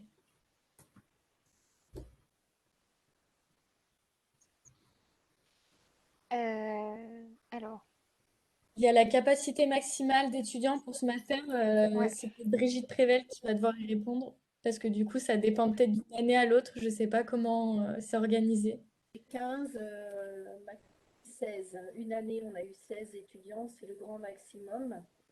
Tout simplement parce que, comme l'ont expliqué, en mode collaboratif et pas en face à face. Donc ça se fait en petits groupes. Ça marche pas quand on est en trop. Oui, c'est vrai que pour tout ce qui est cours de théâtre et les exercices de négociation, c'est beaucoup plus simple quand on est un petit groupe. Et on le voit parce qu'on fait plein d'activités, de jeux et où en fait on doit tous interagir les uns avec les autres. Et si on est trop nombreux, ça devient ingérable. Ça prend trop de temps du coup. Donc c'est pour ça, ouais, max 15 ou 16, si tout le monde n'a pas entendu ce que Madame Prével a dit, parce qu'on n'entend pas hyper Bien bien. sûr, on fait du jeu, hein, vous vous rendez compte, hein. Déjà. Ouais. Euh, du coup, ensuite, capacité maximale, place limitée, c'est la même chose. Quelle est une journée type ou semaine type dans le marketing? Alors moi, je suis pas dans le domaine marketing. Et je crois qu'il n'y a aucun de nous qui est dans le domaine marketing. Après, Et ça dépend. En fait, ça dépend vachement de l'entreprise parce que, enfin, il y a des personnes qui vont être. Enfin, souvent dans les grosses entreprises, on a des missions assez claires, définies. Et, dans des plus petites entreprises, on va avoir des trucs enfin, annexes. Enfin, ouais, je pense que c'est difficile à définir parce que en fonction. Et des fois, en fait, enfin, moi, je l'ai senti là dans mon entreprise, c'est qu'en fonction des entreprises, l'intitulé du poste ne signifie pas exactement la même chose pour l'entreprise aussi. Donc, en fait, ça dépend aussi de comment l'entreprise a réfléchi au poste en question. Un chef de produit dans ma boîte va peut-être penser différemment qu'un chef de produit dans une autre boîte, dans un autre domaine. Ça dépend vraiment de la taille et du type d'entreprise et de comment l'entreprise a réfléchi. Donc ça, c'est vraiment des questions à poser quand vous faites vos entretiens ou quand vous faites vos recherches en alternance, enfin d'alternance. C'est vraiment des questions à poser aux personnes que vous contactez pour vous donner une idée du type de semaine, du type de travail qu'ils font, pour voir si vous, du coup, ça peut vous convenir. Et en fonction de ça, bah, du coup, de continuer ou pas l'entretien si finalement vous voyez que ça vous plaît pas, quoi. Mais c'est Après, vraiment... Ouais, vas-y, Fiona. je peux donner une petite idée du marketing parce que moi, je fais un peu les deux. Donc, je suis plus quand même commerce que marketing. Mais on peut avoir un petit peu de travail sur le produit qu'on va vendre. On va regarder comment on va vendre ce produit. Ça, je pense que je parle à la place de chef de produit, donc c'est pas vraiment ce que je fais moi. Mais c'est analyser la concurrence, analyser les prix. En fonction aussi de la boîte, on va avoir plus ou moins de responsabilités, donc gérer une gamme soi-même ou pas. Après, moi, par exemple, je fais un petit peu de communication qui peut être liée au marketing. Donc, sur LinkedIn, après réfléchir à qu'est-ce qu'on fait pour le marketing digital, par exemple, regarder si on fait des annonces sur Google, si il est intéressant pour la boîte de se démarquer là ou là. C'est vraiment analyser le marché. Marketing, c'est vraiment analyser le marché, voir comment on se démarque des autres et par quels moyens on fait tout ça, en fait. La partie commerce, c'est différent, c'est vraiment aller chercher les clients, je pense. Bah, après, il y a quand même, par exemple, il y a quand même un peu de communication parce que forcément, derrière, enfin, sur LinkedIn, tu peux faire des posts pour parler de tes produits et pour essayer de discuter aussi avec des clients. Donc oui, après, c'est vraiment, oui, chercher des clients, engager des discussions. C'est pas le même point de vue, en fait. Enfin, chef de produit, tu vas être plus à essayer d'analyser le marché, pourquoi ton produit peut exister ou s'il y a un développement produit, pourquoi il faudrait développer ce produit. Alors que le commercial, ça va être plus je dois vendre mon produit, donc comment je fais pour le vendre c'est difficile à expliquer quand même, hein. Surtout quand on ne fait pas les deux, mais...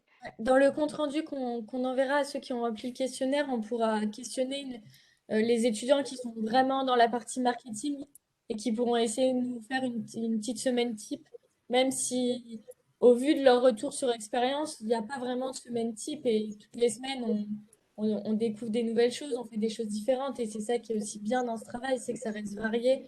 Il y a des tâches qu'on va faire quotidiennement dans les deux, dans le commerce et le marketing, mais il y a des choses, on va le faire à telle période de l'année et qui vont varier, quoi. Et c'est ça qui est aussi très intéressant. N'hésitez pas à interviewer hein, n'importe qui, même si vous voulez pas aller dans la boîte. Juste, les gens sont prêts à donner un petit peu de leur temps pour répondre à des questions, que ce soit par écrit ou par téléphone, vraiment. Donc, pour vous renseigner, je pense que les gens, ils sont vraiment ouverts à ça. Et le côté marketing, il y a tout ce qui est étude de marché aussi. Donc, regarder sur quel marché on peut se positionner. Si, par exemple, pour un produit cancérologique, si on va plutôt sur tel type de cancer, si on cible plutôt tel type d'hôpitaux, les hôpitaux privés, les hôpitaux publics, enfin, ça va dépendre. Pour tout ce qui est médicaments et pharmaceutiques, c'est différent parce qu'il faut cibler les médecins, mais c'est pas les premiers clients. Enfin, c'est un enjeu différent. Il y avait une question sur le pharma. Oui, on peut faire du pharma et aller dans une boîte pharma. Euh, enfin, chercher une alternance dans une entreprise pharmaceutique. Oui, oui. Pauline, c'est une entreprise Oui, pharmaceutique Pauline classique. est à Amgen et c'est une Ouais, entreprise pharmaceutique. voilà. Euh, du coup, il y a une autre question. Alors, c'était, je suis surtout intéressée par un poste d'ingénieur technico-commercial. Cet aspect terrain et rencontre, mais je suis également très attachée à ma région sud-est. Ingénieur techco basé dans la région sud-est, peut-il résider dans celle-ci? Alors ça, en fait, c'est ce que je disais tout à l'heure, en fait, c'est tes exigences quand tu cherches ton alternance. Et c'est des questions à poser en fait quand tu cherches ton alternance, de savoir, de bien définir en fait le type de poste qui est proposé dans les alternances que tu recherches, si c'est commercial terrain, si c'est commercial sédentaire. Tu as différents appellations pour dire la même chose. Du coup, il faut bien que tu te renseignes là-dessus. Moi, je suis scientifique inside sales, ça veut dire commercial sédentaire. Mais du coup, moi, au début, je ne savais pas ce que ça voulait dire, quoi. Donc, c'est vraiment, il faut que tu te renseignes. Si tu veux vraiment ce côté commercial terrain, bah, il faut le demander, en discuter avec les entreprises et aussi bah, postuler à des offres comme ça. Et après, la région, bah, ça dépend de comment est structurée l'entreprise, de comment travaille l'entreprise. Moi, je sais qu'on a des secteurs, enfin, on est divisé par secteur géographique et par secteur produit, mais en fonction des entreprises, la segmentation est faite différemment. Donc, c'est vraiment ça, on n'a pas un truc, je peux pas dire oui ou non, en fait, ça dépend de ce que tu trouves. Mais plus tu vas avoir des exigences élevées, plus bah, derrière, ça peut être compliqué de trouver une alternance. Après, ça se fait, hein, c'est du travail, mais c'est vraiment bah, des recherches, toi, de ton côté, pour trouver ce qui te convient le mieux. Oui, on a un exemple précis dans la promotion. Il y a Jean-Baptiste qui tenait à être à Rennes. Pourtant, les trajets Lyon-Rennes, c'est un peu compliqué, mais du coup, bah, il a trouvé une entreprise à Rennes et il est content, il est à Rennes. Et on est plusieurs à être sur Paris aussi. On est trois à être sur Paris. On a Lyon, on a Grenoble. Enfin, Mm. après, c'est à vous de cibler l'entreprise que vous voulez et de chercher dans vos secteurs. Et, et puis, il n'y a pas de raison. Enfin, après, il y a juste un risque de faire plus de déplacements, mais C'est ça. Et puis après, bah, du coup, il y a aussi ce fait de réfléchir par rapport à la formation, parce que du coup, il faut revenir 2 semaines sur Lyon. Donc, des fois, il y a aussi ce problème-là qui peut se poser pour certains, parce que du coup, il faut se loger pendant 2 semaines. Alors, Manon, je crois que toi, tu te loges chez quelqu'un. Pareil, Jean-Baptiste, il prend Airbnb pour les 2 semaines. Enfin, voilà, après, c'est des questions de logistique.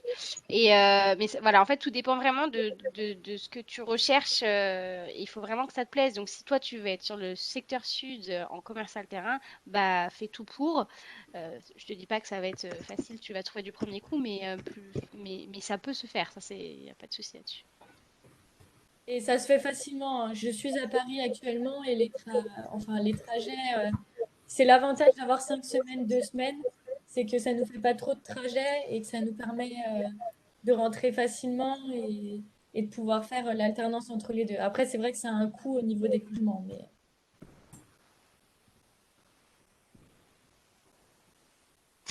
Je vais continuer. Une question, c'est on trouve principalement les alternances avec des offres ou candidatures spontanées. On a un peu déjà répondu avant, mais j'ai envie de dire, on trouve surtout avec de la volonté. Il faut vraiment chercher partout. Euh, et candidature spontanée, ça marche. Moi, je peux donner mon exemple. Quand j'étais en stage de M2, il y avait quelqu'un qui a vendu un potentiostat. C'est un instrument d'analyse en électrochimie à mon maître de stage. Et il m'avait donné sa carte et je l'ai recontacté. Je suis allé les voir dans leur entreprise, on a discuté et du coup, aujourd'hui, je suis chez eux. Donc, il y a, comme disait Amélie, c'est un peu de la chance. Ça peut nous tomber dessus, enfin, ou pas. Il n'y a pas de voie tracée pour trouver une alternance. Il y a vraiment Pas- plein d'options et il faut tous les essayer. C'est pas de la chance, hein. C'est vous qui l'avez créé, la chance. c'est du culot. Ouais, oui, effectivement. C'est ça. Mais ouais, Et Il faut c'est ce qui hyper, se il passe. faut être hyper actif, quoi.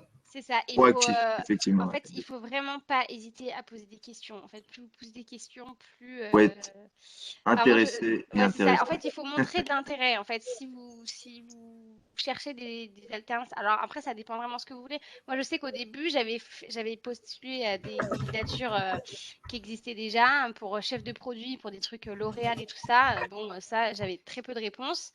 Après, j'ai essayé de faire quelques candidatures spontanées, j'ai essayé de répondre à d'autres trucs. Et en fait, c'est vraiment à vous de tester, de tâtonner. Des fois, ça marche, des fois, ça marche pas. Ça dépend vraiment des personnes. Des fois, il y a des personnes, ils vont envoyer une candidature, ça va passer direct. Et voilà. En fait, ça dépend vraiment de, de vous, de comment ça se passe. Des fois, ça se passe hyper facilement, des fois non. Mais dans tous les cas, c'est ce que disait limite, il faut de la volonté et c'est du travail, c'est pas simple, c'est pas en claquant des doigts qu'on y arrive, mais ça montre aussi que derrière, on a vraiment envie d'être là et de trouver un truc qui nous plaît. Et voilà. C'est à vous de créer votre opportunité et c'est ce qu'on recherche dans ce master.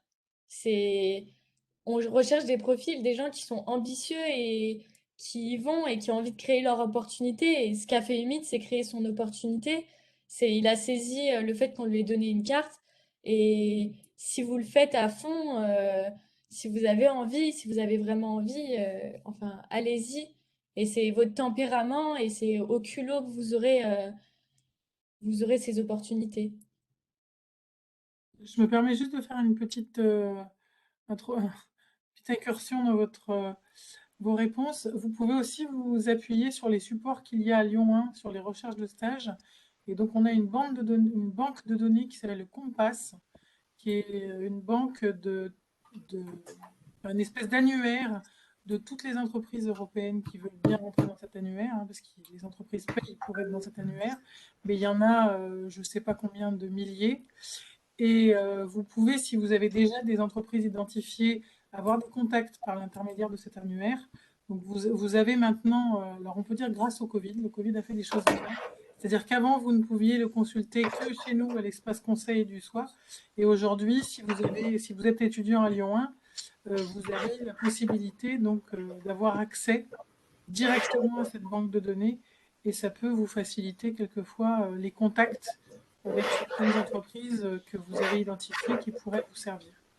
Voilà, puis il y a d'autres ressources, mais celle-là, c'est quand même quelque chose, je pense, de ce que j'ai compris de votre formation qui pourrait quand même vous aider énormément. Merci. Je dois vous laisser. Merci à tous d'être venus. Je vous laisse avec mes collègues. Bonne soirée. À plus tard, Fiona. Salut. N'oubliez pas de rétablir le... C'est bon. Normalement, Ok, vous êtes Ouais, c'est bon, vous êtes organisatrice. Ouais, c'est bon. ok. Merci Fiona. Merci. Au revoir. Merci beaucoup, au revoir. Alors, du coup, il reste 2 questions. Si on ne trouve pas d'alternance, est-ce qu'on doit quitter le master? Comment ça se passe? Je le laisserai Brigitte répondre. On vous entend pas. Pas trop fort. Oui, oui, bien sûr. En fait, c'est un contrat, hein, une formation en alternance, c'est et de la formation et statut de salarié en entreprise. Donc, on accepte un petit délai pour cette alternance.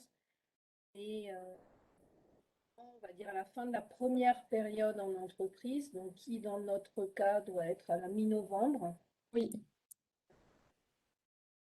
Oui, l'étudiant sera obligé de quitter la formation. Le cas ne s'est jamais présenté. Pour vous donner un exemple, j'avais pas mon alternance au début de la formation et je l'ai trouvée, hein. Enfin, il faut juste persévérer.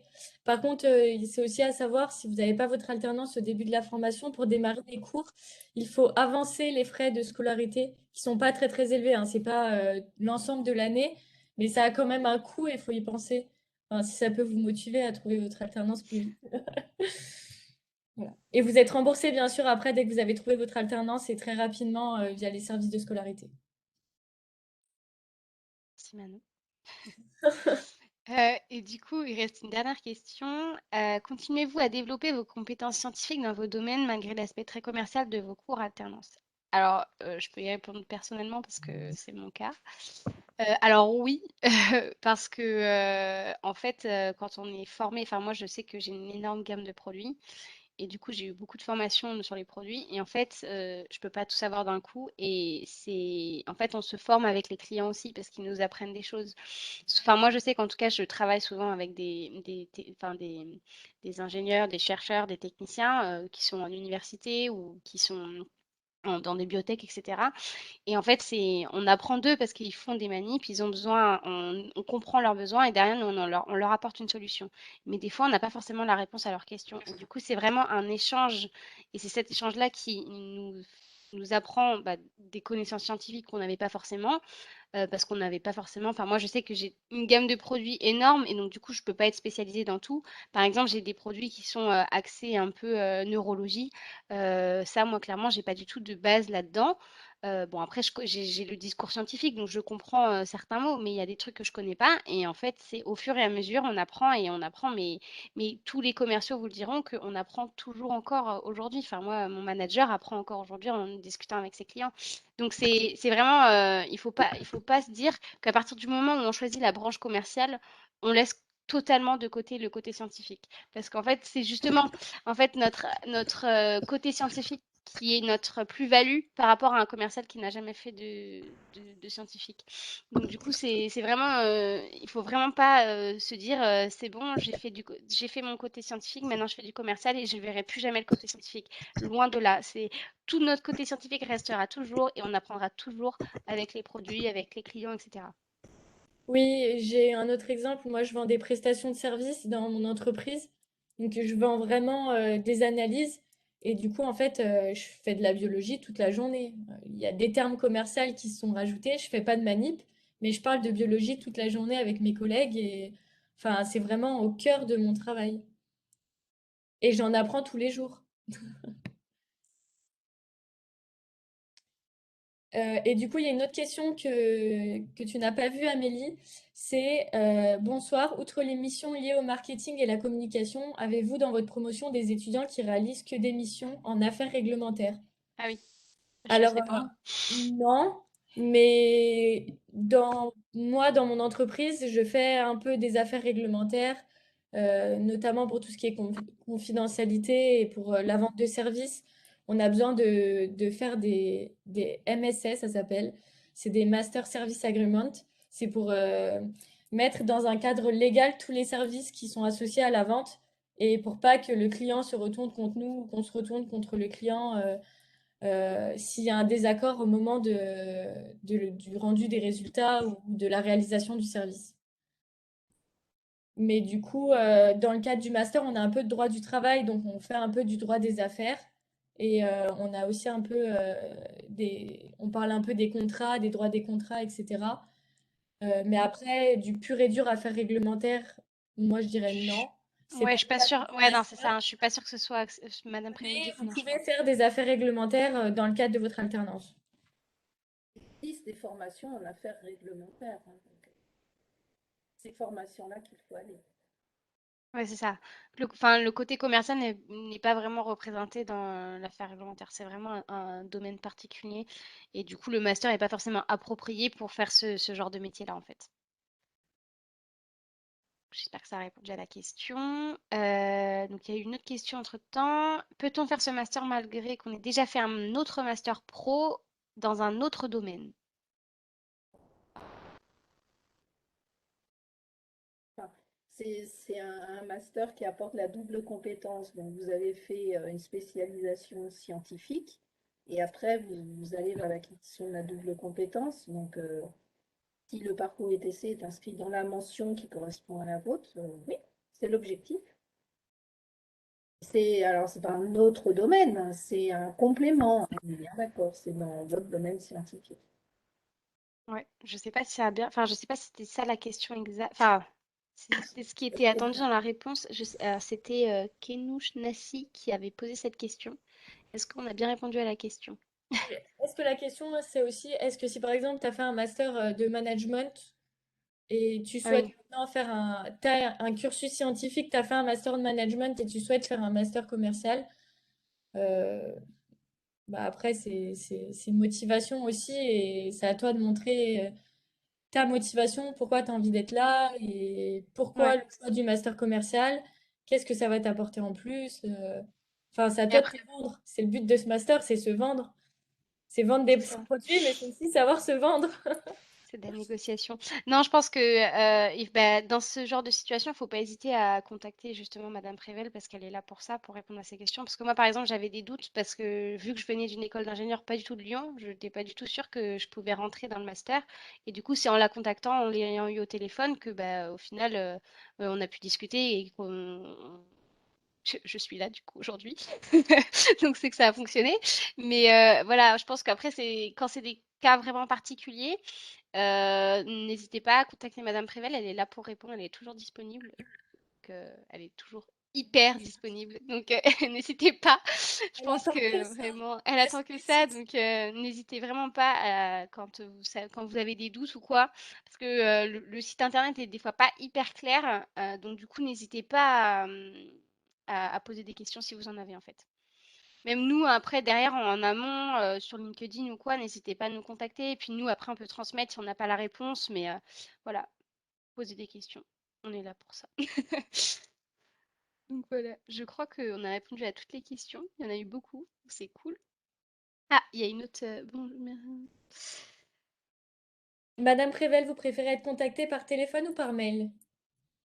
Par mail, c'est plus sûr de me joindre. On va vous remettre l'adresse mail pour contacter Brigitte Prével sur le chat. C'est un On vous l'enverra également avec le compte rendu des questions par email à ceux qui ont rempli le questionnaire. Donc je vais vous mettre ça tout de suite et je recherche juste l'adresse. Tant qu'elle fasse. Angélique, pour répondre à votre question, après, on se fixe un créneau et puis on se parle au téléphone, ou on se voit, ou on se fait une vidéo.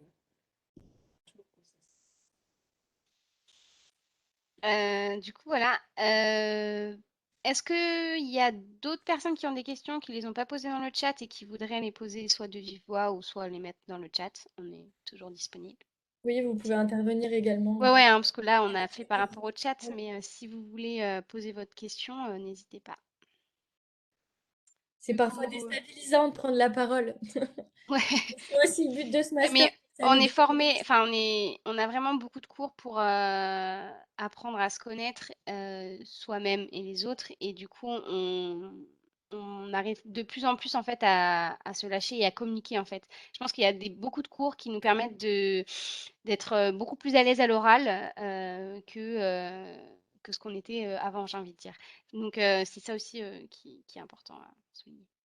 Et à s'exprimer aussi, à mieux Ouais, s'exprimer et on apprend vraiment beaucoup de choses, notamment via les cours de théâtre également. aussi, ouais. Il y avait Hugo qui a fait un clap des mains. Je ne sais pas si c'était pour poser une question ou juste pour dire merci ou voilà. J'ai vu un petit clap des mains. Donc En tout Hugo cas, on P. vous remercie aussi vous tous d'avoir participé, d'avoir posé des questions parce que c'est ce qui fait vivre l'événement et c'est ce qui nous permet également d'améliorer le site internet par rapport aux questions pour mieux orienter les étudiants et puis ça nous apporte aussi à tous. Donc merci à vous Ouais, d'avoir été merci Vous beaucoup. là. m'entendez? Oui. Oui, Bon, bah, bonsoir à tous, du coup.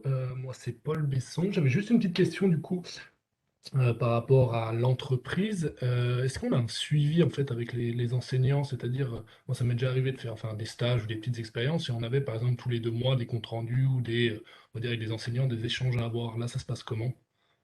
Alors on a un tuteur pédagogique et donc notre tuteur entreprise. Donc on a toujours en fait un binôme. Enfin en fait on a le Léa ça s'appelle.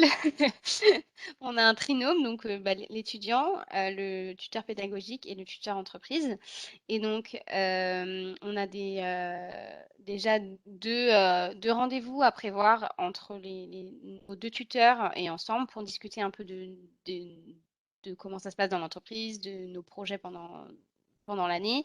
Après, on a aussi des rapports réguliers à remplir avec FormaSup, en fait, pour détailler nos missions, pour évaluer aussi comment notre manager nous évalue dans l'entreprise, comment aussi nous, on voit nos missions dans l'entreprise, etc. Donc, en fait, on a un suivi régulier à remplir avec FormaSup sur le Léa, ça s'appelle. Et donc, on a toujours D'accord. un trinôme. Et donc, en fait, pour ta soutenance finale, tu as ton tuteur pédagogique qui sera là. Tu as un autre enseignant qui sera là aussi pour ta soutenance. Mais tu as toujours ce binôme-là, tuteur entreprise et tuteur pédagogique. D'accord, ok. Merci. aussi, Paul, si je peux ajouter, ou Brigitte, mais si vous avez le moins de problèmes ou si vous avez n'importe quelle question ou quoi que ce soit, il y a toujours Brigitte qui est là. je suis encore là. C'est ça. Juste pour répondre à Paul, alors déjà, il n'est pas question de laisser un étudiant seul en entreprise sans qu'il y ait un suivi régulier. Ça, c'est aussi important dans le cadre de la formation. Et en plus, c'est quelque chose dans l'apprentissage, c'est une chose obligatoire parce qu'on a des comptes à rendre, entre autres, à nos organismes financeurs, puisque Oui, oui, bien sûr, c'est sûr. Ok. euh, par les OPCO, donc les OPCO doivent effectivement avoir ces comptes rendus. Mais en tout cas, bon, ce n'est pas la raison principale. La raison principale, c'est vraiment de vérifier que tout va bien et de recadrer ou bien d'échanger quand il y a des difficultés rencontrées. Ça peut arriver. D'accord, ok. J'ai vu qu'il y a eu une autre question du coup dans le. Enfin, à moins que tu avais d'autres questions, Paul. Non, c'est tout bon pour moi, merci. Ok, impeccable. Il y a une autre question. Pour les Yanis. études. Ouais. Ouais, c'est ça, de Yanis. Pour les étudiants ne réalisant pas leur alternance sur Lyon, n'est-ce pas trop compliqué de switcher entre deux villes? Avez-vous deux appartements étant totalement à vos frais ou utilisez-vous d'autres moyens? Alors du coup, je sais que donc Manon et Ouais, Corentin, on parle. vas-y au pire, parle-en, tu seras mieux à même d'en Alors, du parler que coup, nous. pour ce qui est des frais, si, ça amène forcément plus de frais. Après, personnellement, j'ai la chance je suis originaire de Lyon, donc j'ai de la famille sur Lyon, et donc je trouve toujours un moyen de m'héberger quand je suis sur Lyon. Et du coup, j'ai pris un appartement sur Paris. Donc, ça génère des frais supplémentaires.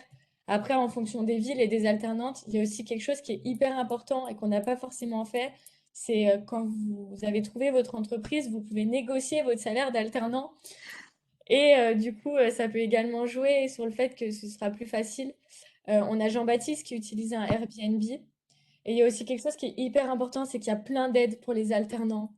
Il y a les APL, il y a la prime Mobile d'activité en jeune. fonction du salaire, il y a Mobilijeune, il y a une prime de déménagement aussi si vous partez loin de chez Ouais. vous. On peut vous donner 1 000 € parce que vous déménagez.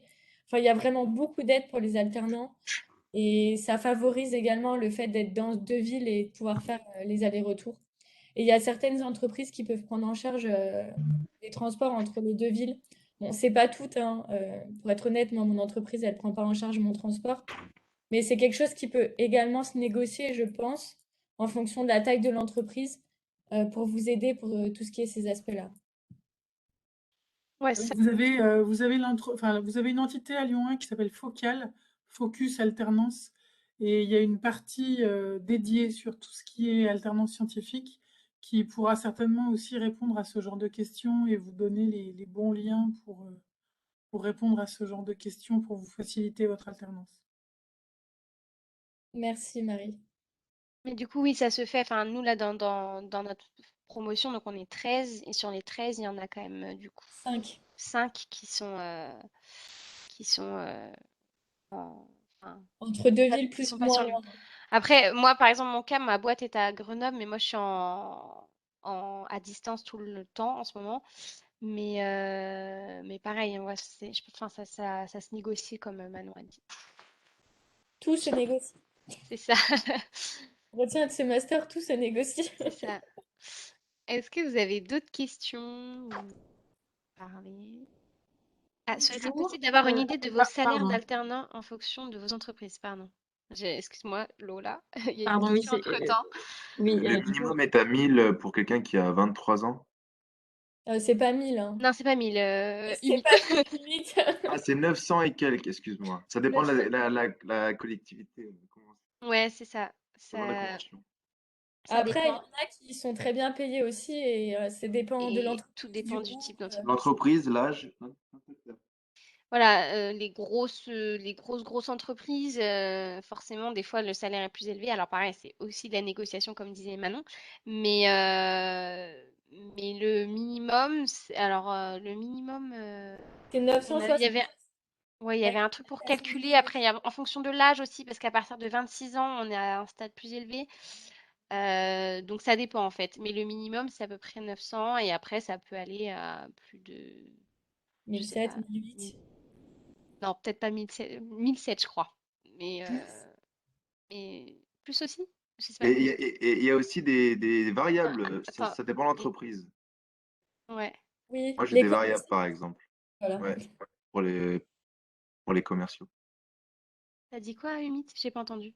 Il y a le taux fixe et le taux variable. Ouais, Ah voilà. oui, Moi, Les j'ai des primes. Je peux avoir des primes sur les ventes. ok. Voilà, exactement. Et Brigitte Prével, vous disiez qu'il y avait eu des étudiants qui avaient eu plus. Ça dépend des entreprises. En fait, il y a des grands groupes qui payent au moins au SMIC, alors que le minimum, c'est 61% du SMIC. Ouais, c'est ça. Ça peut être le SMIC ou au-delà, mais c'est plutôt dans les grands groupes. Et je pense que pour la plupart d'entre vous, cette année, c'est plutôt le minimum, hein,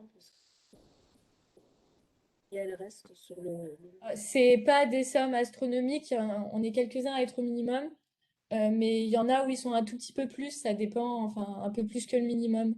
Ça dépend, après ça se négocie, c'est... C'est ça, ouais. Donc voilà. Lola, tu Lola? voulais parler? Je t'ai coupé tout à l'heure. Oui, oui, excusez-moi. Pas de Moi, en souci. fait, je voulais savoir, du coup, là, vous avez conseillé de commencer à regarder les entreprises qui pourraient nous plaire. Mais du coup, on est bien d'accord que pour commencer à candidater à une alternance, on attend les sélections. Pas forcément, je sais pas. Après, ça dépend. On vous entend pas, Brigitte. Ouais. C'est bizarre. Votre micro a l'air de couper. Il a l'air d'être hyper loin en fait. Je C'est sais mieux pas. là? Un peu mieux. Et alors j'ai acheté un matériel de mauvaise qualité. Mais du coup j'ai oublié la question. Ça m'a perturbé.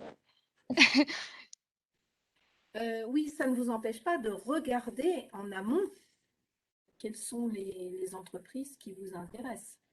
Et de poser des questions justement pour découvrir un peu les types de postes. En fait, là, vous pouvez être dans une phase de justement, parce que vous savez pas encore exactement enfin, le rôle d'un chef de produit ou le rôle d'un commercial terrain.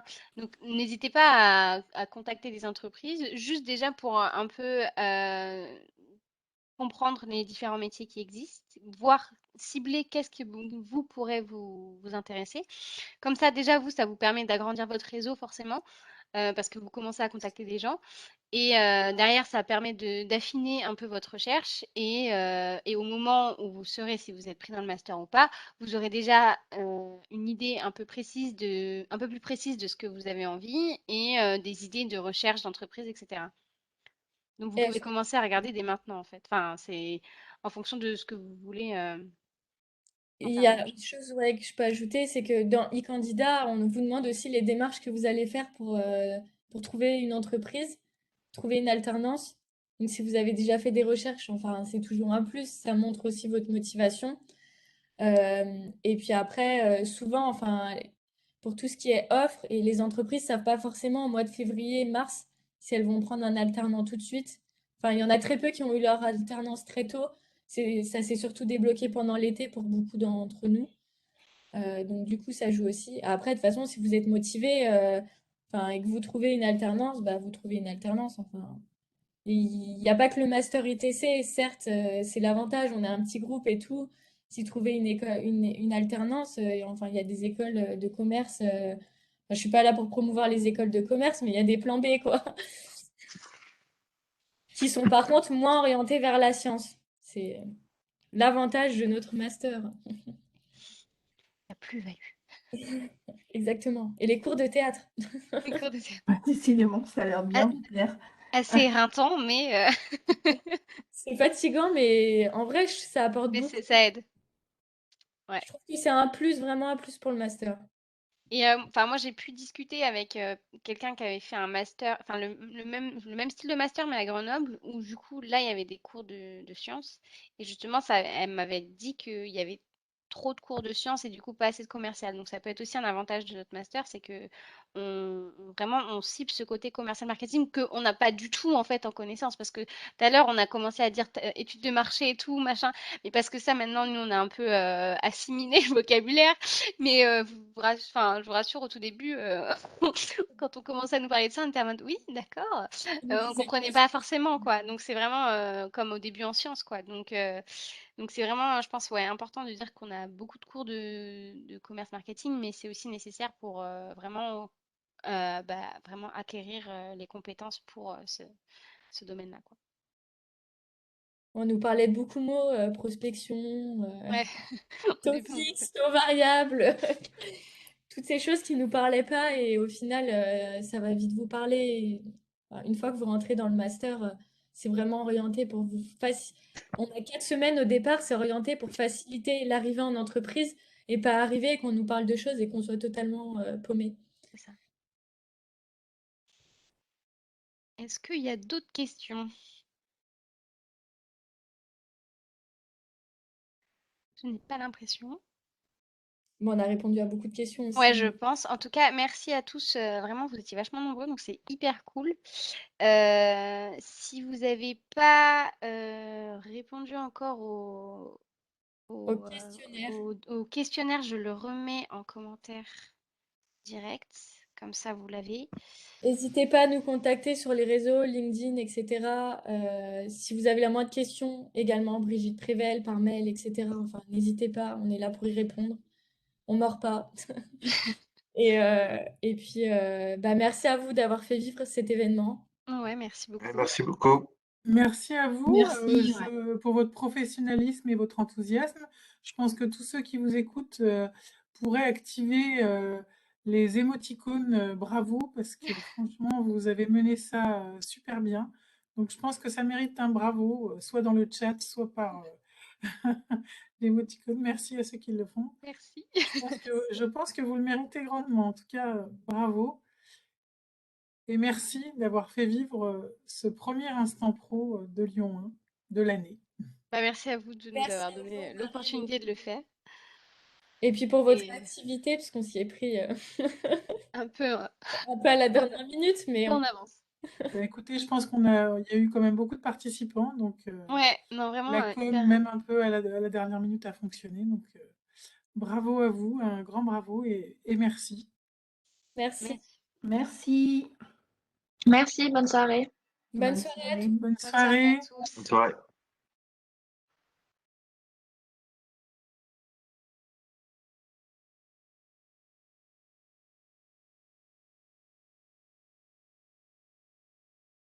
Je sais pas comment je vais faire avec l'enregistrement.